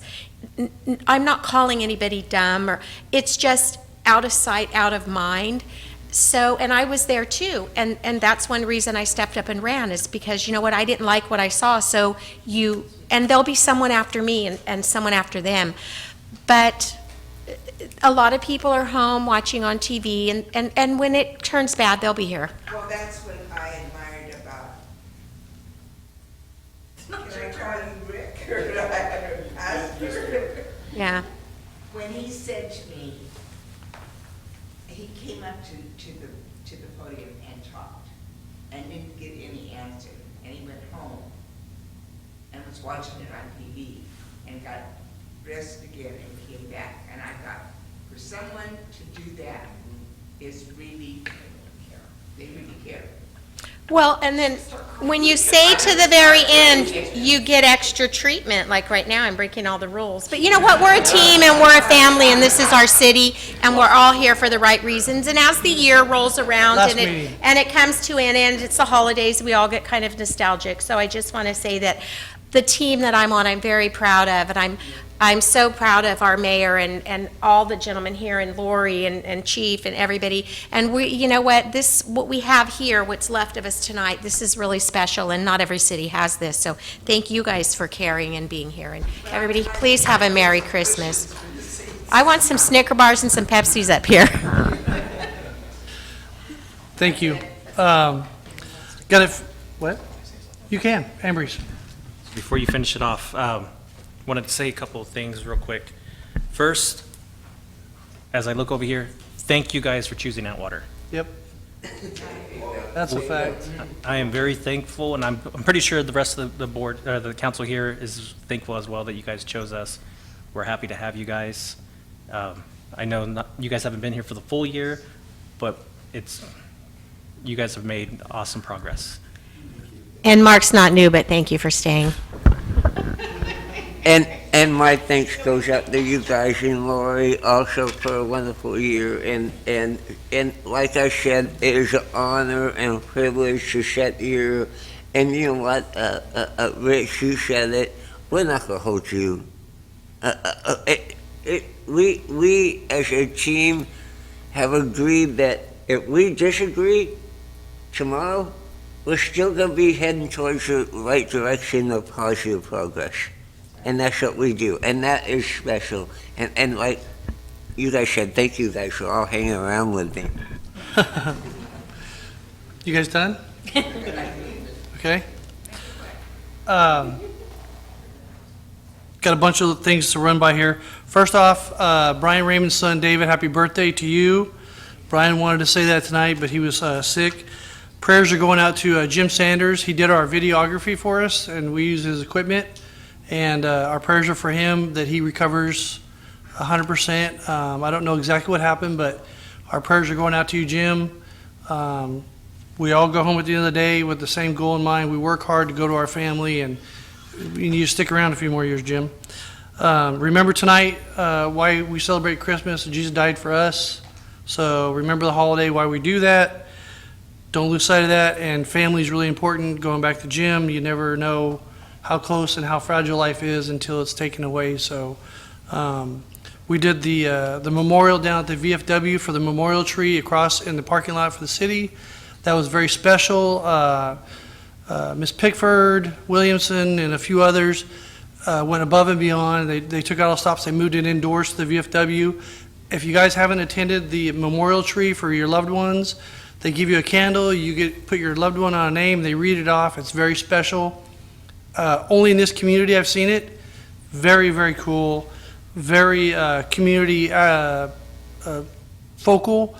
You get to meet people, and you have other things in common that way. That was awesome. This New Year's Eve, don't forget to use Uber if you're going to be drinking heavy, and hopefully you visit our bars and eat at our dining establishments in our town. The Historical Downtown Association, you guys knocked it out of the ballpark along with the Chamber of Commerce. The Historical Association recognized there's a problem on Main Street with the lack of Christmas decorations because we had those taken away from us. A few years ago, when they remodeled downtown, the new design didn't incorporate our historical decorations or provide enough lighting. So they had these lighted wreaths, and they put people's names in them, and they sold out before I could even buy one. So I wanted to buy a wreath, and I was sharing that, and I think I sold 20 more wreaths for next year. They're $150 a piece, and that money goes back into the Downtown Association to make downtown Atwater even better and enhance that. And the Chamber of Commerce, the new leadership over there, the direction the Chamber of Commerce is going, I'm pretty excited. I've had a few meetings with the Chamber President, some members of the Chamber. There's energy that I haven't seen in our Chamber of Commerce in 25 years. It's a complete transformation. It's excitement. Maybe those two organizations, the Historic Downtown Association and the Chamber, can do more things together because they're a heck of a powerhouse. And it's impressive for the Christmas parade what they did. Like John said, may not be the biggest turnout, but it rivaled the biggest turnout ever for Atwater. It was 10 people deep the whole parade route all the way down. It's a lot of blocks. Also, I want to thank the citizens of Atwater for letting me serve as your mayor. It's been interesting, been eye-opener how much time it takes, but everything that I get to do and share in and accomplish as a mayor is only because of the 4 council members I work with. Without them, this would just be a show that we don't want to go through again. So it's been a pleasure. We could communicate. They're all highly intelligent, even though sometimes I question 1 or 2 of them that they're giving me a grief over stuff. But they cheerlead me to keep going and showing up every day. And none of these members up here get paid. We get 0. We contribute. It costs $5,000 plus a year for some of us to be on this council, to attend functions, to represent Atwater. And we do it willingly because we love this city. And you guys do a great job representing the city when you're out there. John Kale bought shirts for the council members. The pride that these guys have as council members is like no other city in the valley or in the nation that I'm aware of. And I want to personally thank each one of you guys for putting the city of Atwater first, holding staff's tail to the fire, and also for staff hiring some great staff. We have probably the best team the city's ever had as far as staff goes. And that's a big deal, because it's very competitive. They can work anywhere they want. They don't have to be here. And what we went through the last 15 years, we're grateful that you guys are sitting over there representing us, and we respect your guys' time, and we're glad that you're showing respect back to the community by putting out a good work product. We want you to work a little bit harder, but that's okay. We're never going to be satisfied. The bar's always going to get moved up, but you guys are doing a good job. And the competition for the Christmas trees that was on Channel 30, you know, that's a testament to Councilwoman Vieira and your crafty ability and your sense of bringing everybody together to do things, and your team building spilled over into staff. And it was a nice pleasure to walk in the house, sit down, turn on the news, and then there's Atwater with solving a potential murder and something great about the Christmas tree. So that was really cool. That was good to have good news on that. Also, I want to close tonight's meeting so that we honor the guys that won't be home for Christmas or New Year's, our military. And this is a long-time, old-timer military veteran, Army veteran Joseph Biscaglio. We're going to close tonight's meeting in honor of Joseph. And remember, your prayers need to go out to our military folks out there. They have the hardest call of duty. Their life's on the line every day for us in foreign countries, and I've been in foreign countries on Christmas and Thanksgiving, and it's nice to know that we here at the home care about that. Before you close the meeting, I have 2 announcements from the police department. Based on popular demand, breakfast with the chief in January will be dinner with the chief. Now you're talking. Monday, January 6th, 6 p.m., Applebee's. So please come out. And then our first council meeting of the new year, we will unveil the new police department at a ceremony in front of City Hall. The new what? New police department. Police department? Yes, sir. New. But look, we do not have a police department. We're not building a police department. No. Clarify what you're saying. Out with the old, in with the new. So new uniforms and new badge. The new uniforms, the new patches, and the new badges will go online January 13th at a swearing-in ceremony out in front of City Hall that I invite the council and the rest of the community. It's going to be a big night for us. Maybe you could ask the Emirates if they'll make some cookies for us for that event. I would make some cookies. I might even send you a picture of the badge so you can make cookies that look like Don't get all elaborate.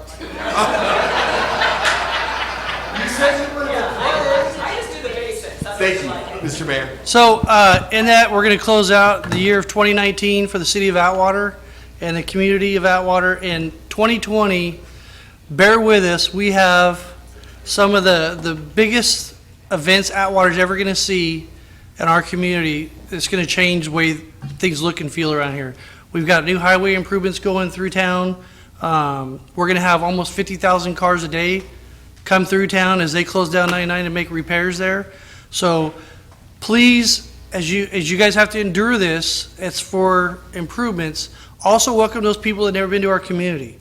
So take this opportunity to put our best foot forward as people that have never been in our city that just fly by a 99. You know, you see them at a restaurant or you see them somewhere, welcome them and say hello. Also, the splash pad will be built this year, or Miss Vieira will have my head chopped off. I'm doing everything in my powers every day to make sure that we see the light, because that is the most wonderful thing that she proposed, and it's our job as a council to make sure that she sees the light of that, and we're talking about really soon. So if the engineer was here, I'd be hammering on him. Then also our paving projects, but in the interim, we're going to stay positive. I know you can get those potholes filled before Christmas. I want to see you out there in an orange vest shoveling potholes, because I don't want to take any calls on that. But thank you, Atwater, and everybody for attending. It has been a wonderful, wonderful year, and you citizens make Atwater perfect. So thank you. Good night. Meeting adjourned.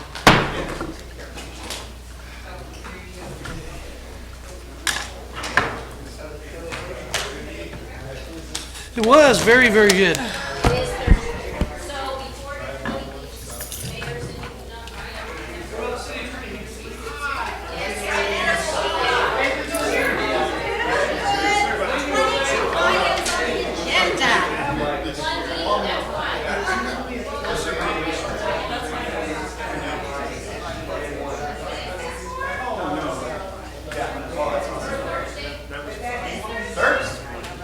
Merry Christmas.